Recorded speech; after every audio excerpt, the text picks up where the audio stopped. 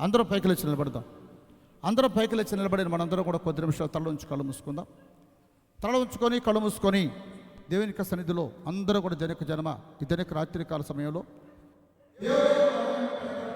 శక్తి చేత నింపబడదాం. దేవుని యొక్క వాక్యం తెలియపరుస్తూ ఉంది, ఆత్మ లేనివాడు నా వాడు కాదని. అయ్యగారు వీరైతే ఈ బాక్స్ అటు పెట్టేసుకోండి. నాకు ఈరు మానిటర్ ఉంది, ఈ బాక్స్ అటు పెట్టేసుకోండి. ఆత్మ లేనివాడు నా వాడు కాదని దేవుని యొక్క వాక్యం తెలియపరుస్తూ ఉంది కనుక ప్రియ జనక జన్మ జనక రాత్రికాల సమయంలో ఏ విధము చేతనైనా సరే మన అందరూ కూడా పరిశుద్ధాత్మిక అభిషేకం శక్తి చేత నింపబడదాం. అందరం దేవుని చేతులకు అప్పగించుకుందాం. అంత్య దినములలో సర్వజనుల మీద ఆత్మను కుమరిస్తానని వాగ్దానం చేసిన గొప్ప దేవుడు మన మధ్యలో ఆత్మస్వరూపిగా అదృశ్యమైన దేవునిగా దేవాది దేవుడు మనల్ని బలపరచుని మెత్తమ దేవుడు ఇష్టపడుతుండగా అందరూ దేవుని చేతులకు అప్పగించుకొని హల్లెలూయా సంతనాతురామ కాతురాల రబా కాతుడానియా దైవమే స్తోత్రం స్తోత్రం స్తోత్రం స్తోత్రం స్తోత్రం హల్లెలూయా. విడువని దేవుడవు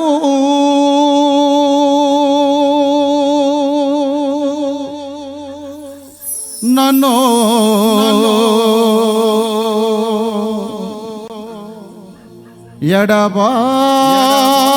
ఎడబాయని దేవుడవు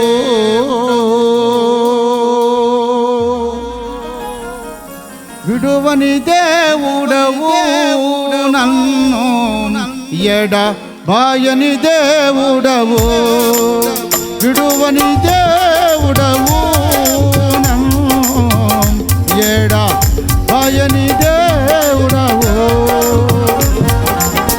విడువక నా ఎడ కృప చూపితివి విడువక నా ఎడ కృప చూపితివి విడువక నా ఎడ కృప చూపితివి విడువని దేవుడవు ఎడబాయని దేవుడవు నీవే యేసయ్యా నీవే యేసయ్యా మరువని దేవుడవు మాట్లాడే దేవుడవు నీవే యేసయ్యామే నీవే యేసయ్యా విడువని దేవుడవు నన్ను ఎడబాయని దేవుడవు. స్తోత్రం. అందరూ చప్పట్లు కొడుతూ జనకరమని స్థుతిస్తూ మహిమ పరుస్తూ కనపరుస్తూ జనక సంతానములు అందరూ కూడా దేవుని చేతులుగా ప్రభావి కృపాభిషేకంతో పరుస్తాను. జనక రాత్రికాల సమయంలో బలమైన అగ్నివంటి అభిషేకం నింపబడాలి. ఈ ప్రాంతం అభిషేకాలు అక్కడ మేము బాగుండే ప్రభావ అయ్యా ఆత్మ లేనివాడు వాడు కాదని హెచ్చరించావు. అవును తల్లి జనక రాత్రికాల సమయంలో బలమైన అగ్నివంటి అభిషేకం శక్తి నింపబడగలిగిన కృప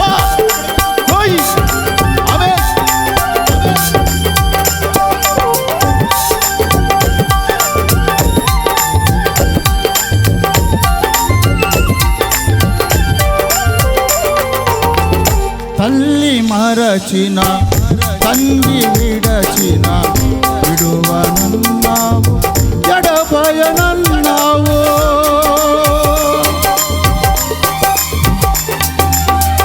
తల్లి మరచిన తండ్రి విడచిన విడువనన్నావు ఎడబాయనన్నావు వాగ్దానము చేసిన దేవుడవు వాగ్దానము చేసిన దేవుడవు విడువక నా ఎడ కృప చూపితివి విడువక నా ఎడ కృప చూపితివి విడువని దేవుడవు ఎడబాయని నీవే యేసయ్యా నీవే యేసయ్యా మరువని దేవుడవు మాట్లాడే దేవుడవో నీవే యేసయ్యామే నీవే యేసయ్యా విడువని దేవుడవు నన్ను ఎడబాయని దేవుడవు. కలిసి తప్పట్లు కొడుతూ జనక జన్మ శత్రువులందరూ మనం తరుగుతున్నప్పటికీ కూడా ఎర్ర సముద్రం అనుభవలేదని పరాక్రమ కలిగిన సూర్యుడు వలె ఆరణ నడిపించినప్పుడు మనకుండగా జనక జనం అందరూ కూడా చేతులకు అప్పగించుకున్న వారమై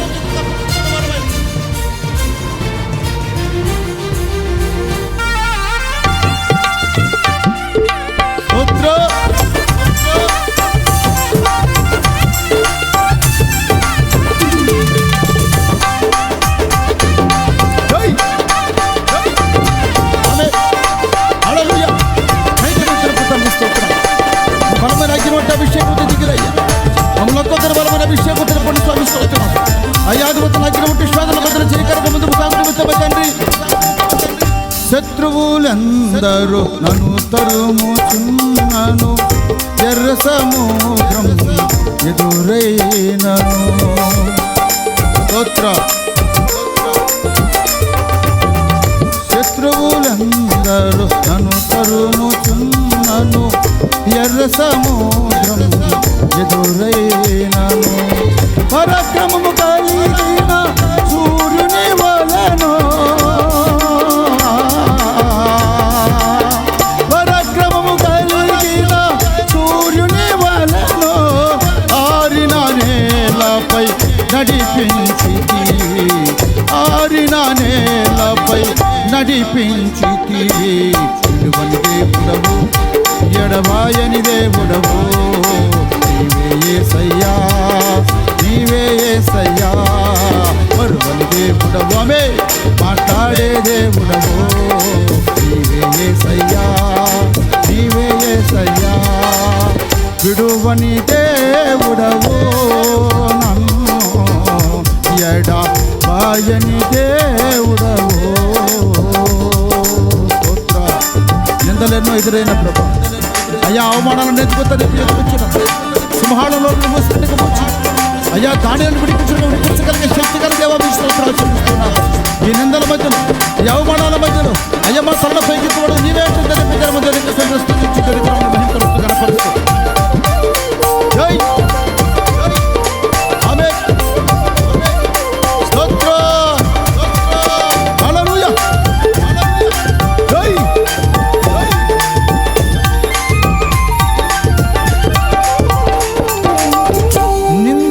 ఎన్నో ఎదురైనను, శోధనలెన్నో నన్ను తరుముచున్నను.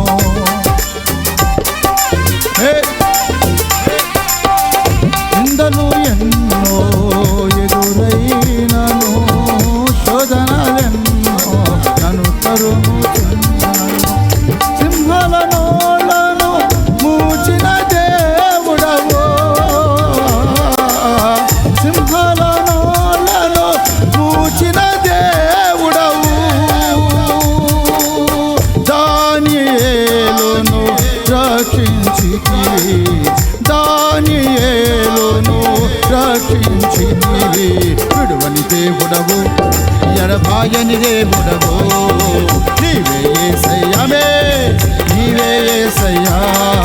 మరువని దేవుడవు, మాట్లాడే దేవుడవు, నీవే యేసయ్యా, నీవే యేసయ్యా. విడువని దేవుడవు, నన్ను ఎడబాయని దేవుడవు, విడువని దేవుడవు, నన్ను ఎడబాయని దేవుడవు. విడువక నాయడ కృప చూపితివి, విడువక నాయడ కృప చూపితివి, విడువక నాయడ కృప చూపితివి, విడువక నాయమే, విడువక నాయడ కృప చూపితివి. విడువని దేవుడవు, ఎడబాయని దేవుడవు, నీవే యేసయ్యామే, నీవే యేసయ్యా. మరువని దేవుడవు, మాట్లాడే దేవుడవు, నీవే యేసయ్యా, నీవే యేసయ్యా. విడువని దేవుడవు, నన్ను ఎడబాయని దేవుడవు, ఆమేన్ ఆమేన్ స్తోత్రం. విడువని దేవుడవు, నన్ను ఎడబాయని దేవుడవు, విడువక నాయడ కృప చూపితివి, విడువక నాయడ కృప చూపితివి, విడువక నాయడ కృప చూపితివి. విడువని దేవుడవు, ఎడబాయని దేవుడామే, నీవే యేసయ్యా, నీవే యేసయ్యా. విడువని దేవుడవు, మాట్లాడే దేవుడవు, నీవే యేసయ్యా, నీవే యేసయ్యా. విడువని దేవుడవు, నన్ను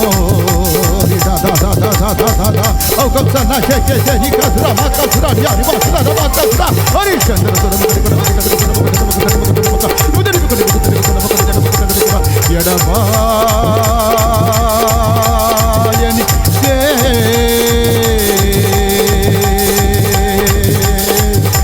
శత్రు శత్రువులందరూ నన్ను తరుముతున్నను. ఎర్ర సముద్రం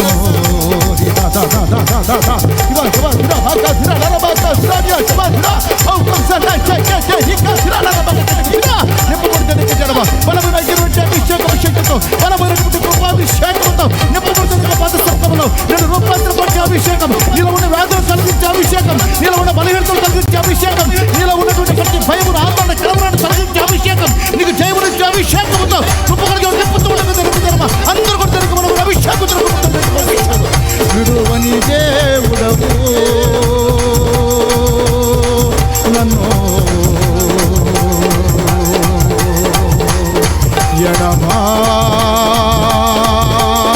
ఎడమాయని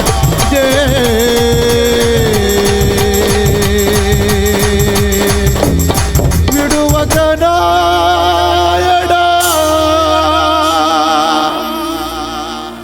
కృప చూపితివి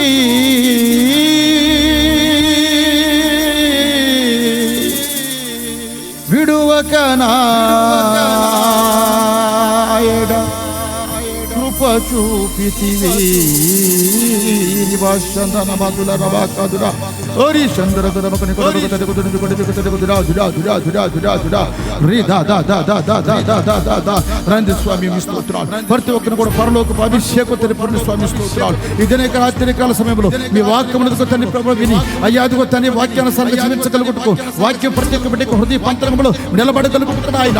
అయ్యాదిగో తన ఒక్కొక్కరు పరిశుద్ధాత్మ అభిషేకముతో రూపాంతరపరచండి, రూపాంతరపరచండి, నూతనపరచండి, హృదయ పంతరములు మీరు పరిశుద్ధపరచండి స్వామి స్తోత్రాలు. మీ వాక్యం వివరితగా భద్రపరచగలిగే అయ్యాదిగో తన అభిషేకముతో ఒక్కొక్క బిడ్డ నింపండి స్వామి నింపండి స్వామి. కనికవుతాడు కనికవుతా కనికవుతా కనికవుతా ఓరి చందన మధుర మధుర హల్లెలూయా. విడువని దేవుడవు నన్ను ఎడబాయని దేవుడా విడువకనాయడా కృప చూపితివి విడువకనాయడా కృప చూపితివి అలలో ధన భాష బాధురా మాతా ధురానియా ఇవదడ బొకడ బొకడ ధురి బిగడ బొకడ ధురా ధురా ధురా ధురా ధురా ధురా ధురా రితా రాషా తర మాతా ధురా మాతా ధురా మాతా ధురా అలలో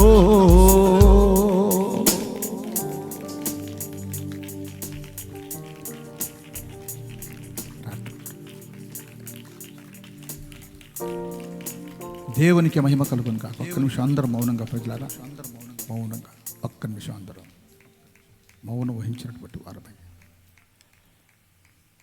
హల్లెలూయా.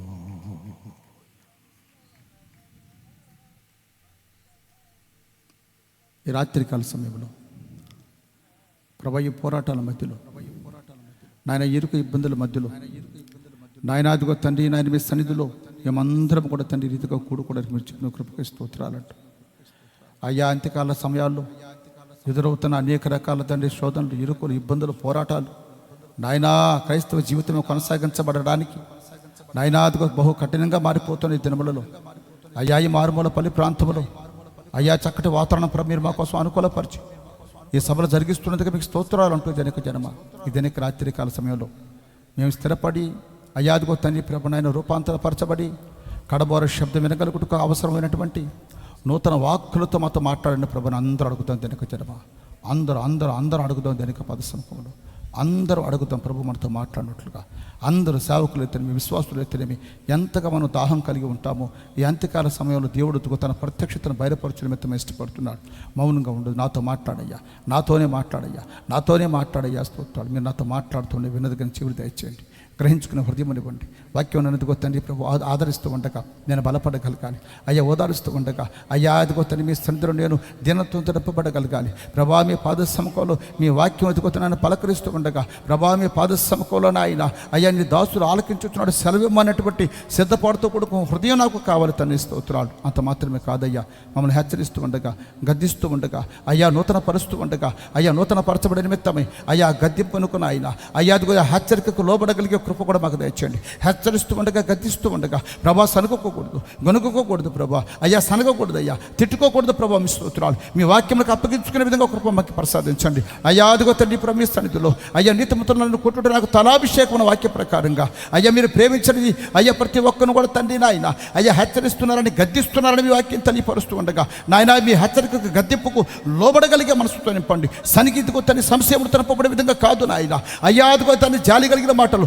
ఓదార్చే మాటలతో మాట్లాడుతున్నప్పుడు ఏ విధంగా అయితే నాయన మీ స్థితిలో అయ్యా మేము ఆదరింపబడుతున్నామో సరిచేయ నిమిత్తం హెచ్చరిస్తున్నప్పుడు కూడా దిద్దబడగలుగుటకు కృపనివ్వమని అందరం అడుగుదాం. దేనికి జనమ అందరూ అందరూ అందరూ అడుగుదాం. దేనికి పదసంకలు అందరూ అడుగుదాం. ప్రేమాస్వరూపి దయగలిగిన తండ్రి మహోన్నతుడా, మీ మహోన్నతమైన ఘనమైన అతి శ్రేష్ఠ ఉన్నత పరిశుద్ధ పుణ్యనామానికి స్తోత్రాలు చెల్లిస్తూ ఉన్నాం అయ్యా. అనేక రకాల శోధనల మధ్యలో అయ్యా భయపడకమండి మీకు కేడం అని వాగ్దానం చేసిన ఆయన బిడ్డలకు మీరు తోడుగా ఉండి, ఈ పరిచర్కి మీరు తోడుగా ఉండి, మా అందరికి మీరు తోడుగా ఉండి నాయన అదిగో ఇరుకుల విశాలతనిస్తూ అయ్యా ఆశ్చర్యకరంగా నాయన ఈ పోరాటాల మధ్యలో ఈ జయకరంగా ఈ కూటమి తండ్రి ప్రారంభించుకున్న నిమిత్తమే మీరు చెబుతున్న కృపకై స్తోత్రాలు చెల్లిస్తూ ఉన్నాం. ఇంతవరకు పాటల ద్వారా అయ్యా వాద్యముల ద్వారా అయ్యా ఆరాధన ద్వారా మీరు మహిమ పొందేందుకే స్తోత్రాలు చెల్లిస్తున్నాం. ఈ సమయంలో నిలబడుతున్నాను జ్ఞాపకం తెచ్చుకునండి. దీనుడైన ప్రభా, ఎన్నికలేని వాడను అయ్యా, దుమ్మకి దొరికి సమానం కాని వాడను అయ్యా, పెంటకు పొమ్మిది పురుగు వంటి వాడని ప్రభా మీ స్తోత్రాలు. ఒక్కసారి దయపారించండి. నోటి మాంద్యమ కలిగిన వ్యక్తిని తండ్రి స్తోత్రాలు అయ్యా. మీ పక్షమైన నిలబడుతూ ఉండగా మీరే కృపచేత నింపండి, శక్తితో నింపండి, అభిషేకంతో నింపండి, బలముతో నింపండి.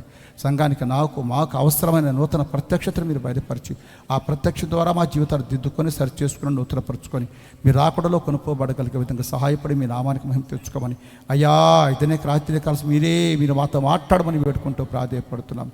మాట్లాడనిది నువ్వు కాదు కానీ నీ నుంచి దీనికి ఆత్మ మాట్లాడుతుందని వాగ్దానం చేసిన గొప్ప దేవ స్తోత్రాలు. ఏ సమయం ఉంది దీనికి అవసరమో ఆ సమయం అది మీకు అనుగ్రహింప చేయబడుతుందని వాగ్దానం చేసిన గొప్ప దేవ స్తోత్రాలు. మీరే కృపచేత నింపి కూటమంతా దీవెనకరంగా జరిగించి మీ నామానికి మహిమ తెచ్చుకోమని ఆటంకాలను కొట్టివేయమని యేసయ్య శక్తి గల పరిశుద్ధ పుణ్యనామములో ప్రార్థన అడిగి వేడుకుంటున్నాను ప్రభు తండ్రి. ఆమేన్. దయచేసి అందరూ కూర్చుందాం. మన ప్రభువును రక్షకుడైనటువంటి యేసుక్రీస్తు పరిశుద్ధ పుణ్యనామములో కూడి వచ్చిన సంగమం మీ అందరూ కూడా ప్రభు ప్రేమతో వందనాలు తెలియపరుస్తున్నాను. అలాగే దేనిక సన్నిధానంలో మరొకసారి మీ మధ్యలో నిలబడి ఈ రీతిగా నేను దేనిక వాక్యాన్ని ఈ సభలో పంచుకోవడానికి నాకు అవకాశం కల్పించినటువంటి మరి దేవుని యొక్క సేవకులు ప్రభాకరయ్య గారికి ప్లరా సంఘానికి అందరికీ కూడా హృదయపూర్వక వందనాలు తెలియపరుస్తున్నాను. అలాగే దేవుని యొక్క సేవలో విరివిగా మరి పరిగెడుతూ విరివిగా వాడబడుతున్నటువంటి దేవుని యొక్క సేవకులు అనేక మంది ప్రతి ప్రాంతంలో ఉన్నారు. అందరూ కూడా దేవుని యొక్క సేవకులందరూ కూడా హృదయపూర్వకమైనటువంటి వందనాలు తెలియపరుస్తున్నాను. గమనించండి పిల్లరా, మరి సమయభావాన్ని మనసులో పెట్టుకొని వర్షిప్ కూడా కుదించుకొని మనం ముందుకు కొనసాగించబడ్డాం. ఎందుకంటే సమయం లేదు కాబట్టి ఇంచుమించు 9 దాటేసింది కనుక పిల్లరా మరి వాక్యానికి మనం అవకాశం ఇవ్వాలి కాబట్టి అందుకని వర్షిప్ కూడా కుదించడం జరిగింది. మంచిది. నేను పెద్ద చదువుకున్న వ్యక్తిని కాదు, పెద్ద జ్ఞానం ఉన్న వ్యక్తిని కాదు. అయితే పిల్లరా కేవలం దేవుడి పిలిచిన పిలుపుకు మాత్రమే అప్పగించుకొని స్తోత్రం ఈ రీతిగా పిల్లరా మీ మధ్యలో నేను నిలబడ్డాను. కృపగల దేవుడు నన్ను బలపరచును గాక. ఆమేన్. హల్లెలూయా. మంచిది. ఈ సమయంలో చిన్న మూలవాక్యం చదువుకొని మనం ముందుకు వెళదాం. చదివే వాళ్ళు ఎవరన్నా మైక్ తీసుకొని కొంచెం గట్టిగా ఇవ్వండి, నాకు కూడా వినబడేటట్టుగా మీరు చదివితే పిల్లలు మంచిదని నేను మీకు తెలియపరుస్తున్నాను. చూద్దాం పరిశుద్ధ గ్రంథం బైబిల్లో నుంచి కీర్తనల గ్రంథం. అందరికి ఇష్టమైన కీర్తన, పైపిచ్చి 101 కీర్తన. చిన్నపిల్లల కాడ నుంచి వృత్తుల వరకు ఇష్టమైనటువంటి కీర్తన, అందరికీ తెలిసేటువంటి కీర్తన, అందరికి ఇష్టమైనటువంటి కీర్తన. ప్రియాధనిక జనమ 23వ కీర్తన. 23వ కీర్తనలో 6వ వచనం చదువుకొని మనం ముందుకు వెళదాం.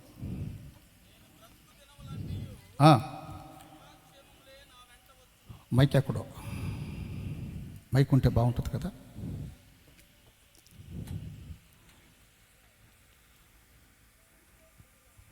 నేను బ్రతుకు దినములన్నీ కృపాక్షేమములే నా వెంట వచ్చును. హల్లెలూయా చెప్పండి ఒకసారి గట్టిగా, సంతోషంగా చెప్పండి, బిగరగా చెప్పండి, సాతాను సిగ్గు కలుగునట్టుగా చెప్పండి. మీకు సేవకి పరిచర్యకి సేవకులకి అత్యధిక జయం కలిగేటట్టుగా గట్టిగా చెప్పండి.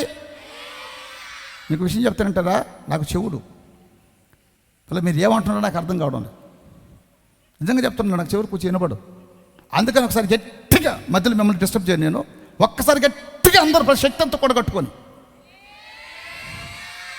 స్తోత్రం కలుగును గాక అంటే మొదటి రోజు కాబట్టి కొంచెం డల్లుకున్నారేమో కదండి. సరే, మంచిది పిల్లరా. ఇక్కడ మరి రాసినటువంటి కీర్తన పలకబడిన మాట ఏంటంటే, నా జీవితకాలం అంతయు స్తోత్రం కలుగును గాక. ఒక రోజు కాదు, 2 రోజులు కాదు, 3 రోజులు కాదండి, నా జీవితకాలం అంతయు కృపాక్షేమములే నా ఎంట వచ్చును అని పిల్లరా దావీదు భక్తుడు కోరుకుంటూ ఉన్నాడు. గమనించండి పిల్లరా, అందరికీ కృపాక్షేమాలు ఎంట రావాలని కోరుకుంటారా? లేకుంటే నిందలు, అవమానాలు, ఇబ్బందులు, శోధనలు, శ్రమలు రావాలని కోరుకుంటారా? క్రైస్తవ జీవితంలో ఏమండి, ఎవరైనా యేసుక్రీస్తునందు నిజమైన భక్తి చేయాలని పూనుకుంటే వారికి సహజమే తప్పు. కానీ మీరు గమనించండి, దాని సన్నిధిలో మీ అవమానానికి తగ్గట్టుగా నేను పూదండ నేస్తాను నేను వాగ్దానం చేసిన దేవుడు మనకు తోడుగా ఉంటాడు. అయితే సహజంగా అందరూ ఏం కోరుకుంటారంటే కృపణీయ క్షేమాన్ని, కృపణీయ క్షేమాన్ని, కృపణీయ క్షేమాన్ని కోరుకుంటారు. ప్రియ జనక జన్మ స్తోత్రం కలుగును కాక. ఈ వార్షికోత్సవ సభలు ఎందుకు దేవుడు మరి ఇక్కడ మీకు ఇచ్చారంటే, దేవునికి సేవకులు ఈ కోటాలు ఎందుకు ఏర్పాటు చేశారంటే సంఘము కృపాక్షేమాలతో నింపబడే విధంగా ఉండాలి. అందుకని గతించినటువంటి సంవత్సరంలో, గడిచినటువంటి సంవత్సరంలో ప్రియ జనక జన్మ స్తోత్రం మే నెల మరి 16వ తారీఖు ఈ మందిరం ఓపెనింగ్ జరిగినటువంటి దినాన్ని పురస్కరించుకొని మరి దేవుడు చేసిన మేలును తలంచుకుంటూ కృతజ్ఞత కలిగి ఈ కోటాలు ఏర్పాటు చేసుకోవడం జరిగింది. ఎందుకంటే మరి గడిచిన కాలం అంతా కూడా కాపాడిన గొప్ప దేవుడు శోధనలో, ఇరుకులో, ఇబ్బందుల్లో, పోరాటాల మధ్యలో ఈ మారుమూల పల్లి ప్రాంతాల్లో ఏమండి సహజంగా అందరూ టౌన్లో మంచి మంచి ఏరియాల్లో సేవా పరిచయం కోరుకుంటూ ఉంటారు. అయితే దేవుడు ప్రేమించి వచ్చిన ఈ ప్రాంతంలో మరి ఈ మారుమూల పల్లి ప్రాంతంలో ఒక చక్కటి మందిరం కట్టబడి పిల్లరా పూర్తి చేయబడిన తర్వాత ఆ మందిరం అలాగ డెడికేషన్ చేయబడి మరి సంవత్సరం రోజులు దేవుడు జయకరంగా ఆ పరిచయం నడిపించుకుంటూ వచ్చి రాబోతున్న దినాలు కూడా కృపాక్షేమంతో నింపబడాలి, ఇంకా దీవెనకరంగా ఉండాలి అన్నటువంటి కోరిక ఉద్దేశంతో దేవునికి సేవకులు ఈ కూటాలని, ఈ సభలని ఏర్పాటు చేసుకున్నారు. నేను కృపాక్షేమంతో నింపబడాలి, సంఘము కృపాక్షేమాలతో నింపబడాలన్న కోరిక. దేనికి జన్మ నాకు కూడా స్తోత్రం కృపాక్షేమంతో నింపబడాలన్నటువంటి కోరిక ఉంది. దావీదు అదే కోరుకుంటున్నాడు. నా బ్రతుకు కాలం అంతా కూడా, నా జీవిత కాలం అంతా కూడా కృపాక్షేమములే నా ఎంట వచ్చును అని పిల్లరా ఆయన కోరుకుంటూ ఉన్నాడు. సరే, ఇంతకీ దావీదుకు కృపాక్షేమాలు తోడు వచ్చాయా అని ప్రియ జనక జనం మనం కానీ గమనించి చూస్తే కృపాక్షేమాలు వచ్చాయా దావీదుకి నానంటే గమనించాలి, వచ్చాయి అని బైబిల్ చెప్తుంది. అయితే కృపాక్షేమాలంటే ఏమిటి? స్తోత్రం కలుగును గాక. వాటిని మనం కొంచెం ధ్యానం చేస్తూ కృపాక్షేమాలతో దావీదు నింపబడ్డాడా లేదా అని కొన్ని విషయాలు తెలుసుకొని ఈ రాత్రికాల సమయంలో ఇక్కడ నుంచి మనం కూడా కృపాక్షేమాలతో నింపబడి ముందుకు సాగాలంటే ఏం చేయాలో కొద్ది నిమిషాలు దేనికి వాక్యం ధ్యానం చేసుకొని మనం ముందుకెళ్తాం. చూద్దాం. ప్రియ దేనిక జనమ దేనిక సన్నిధానంలో అపోస్తుల కార్యములు 13వ అధ్యాయము 21-22 వచనాలు చదవండి.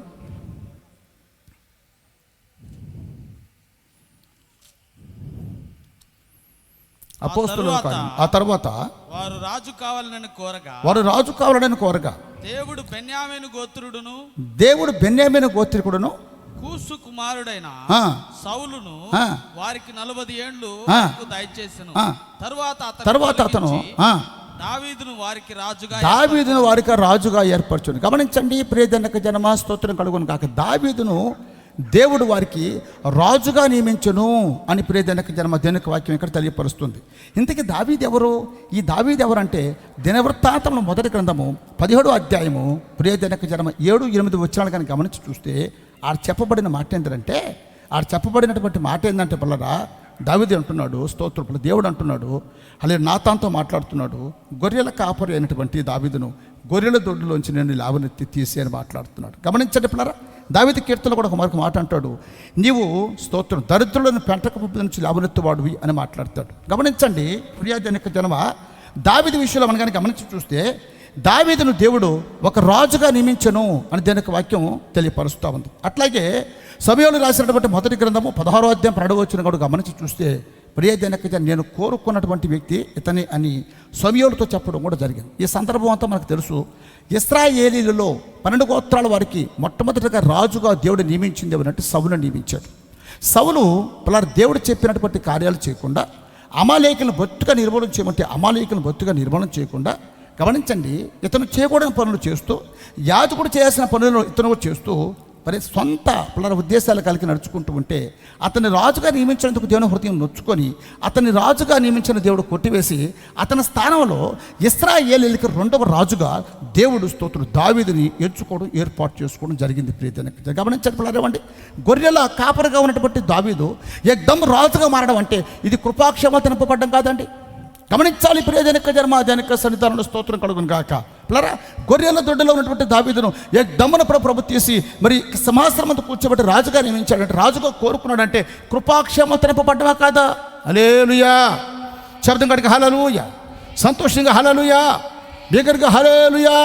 నిజమే ప్రియజనక జన్మ గమనించాలా. మరి యోహాను రాసినటువంటి మొదటి పత్రికలో వాక్యం చెప్తుంది, మనమందరం చీకటిలో నుంచి ఆశ్చర్యకరమైన వెలుగులోకి నడిపించబడినటువంటి రాజులము యాజక సమూహమై ఉన్నామని దీనికి వాక్యం తెలియపరుస్తూ ఉంది. అవును ప్రజలారా, ఒకానొక సమయంలో దావీదు కూడా ఆ చీకటి వంటి అనుభవాలు, అందరూ కూడా ఎవరు లేనటువంటి అనుభవాల మధ్యలో జీవిస్తున్నటువంటి ఆ దావీదుని తీసుకుని వెళ్ళి రాజుగా నియమించిన గొప్ప దేవుడు.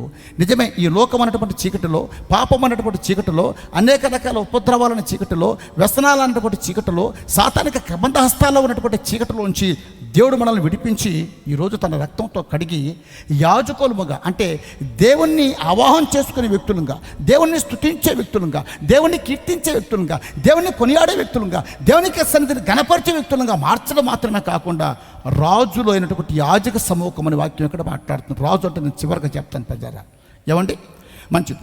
అది ఇప్పుడు దావీదు కృపతో క్షేమంతో నింపబడినట్టుగా మొట్టమొదటి మాట మనకి తెలియపరుస్తుంది. అయితే ఇతను రాజుగా నియమించబడడానికి ముందు జరిగిన సంగతులు ఏమిటంటే, ప్రియజనక జనమ, సమూయేలు రాసిన మొదటి గ్రంథం 17వ అధ్యాయం, సమూయేలు రాసిన మొదటి గ్రంథము 17వ అధ్యాయము 34, 35 వచనాలు కానీ మనకి గమనించి చూస్తే అక్కడ ఒక సందర్భం మనకు కనపడుతుంది. అందరికీ తెలిసిన విషయాలు కొత్తవే కదండి, పిల్లలు తెలిసిన విషయాలు చెప్పుకుంటూ పెడతాను.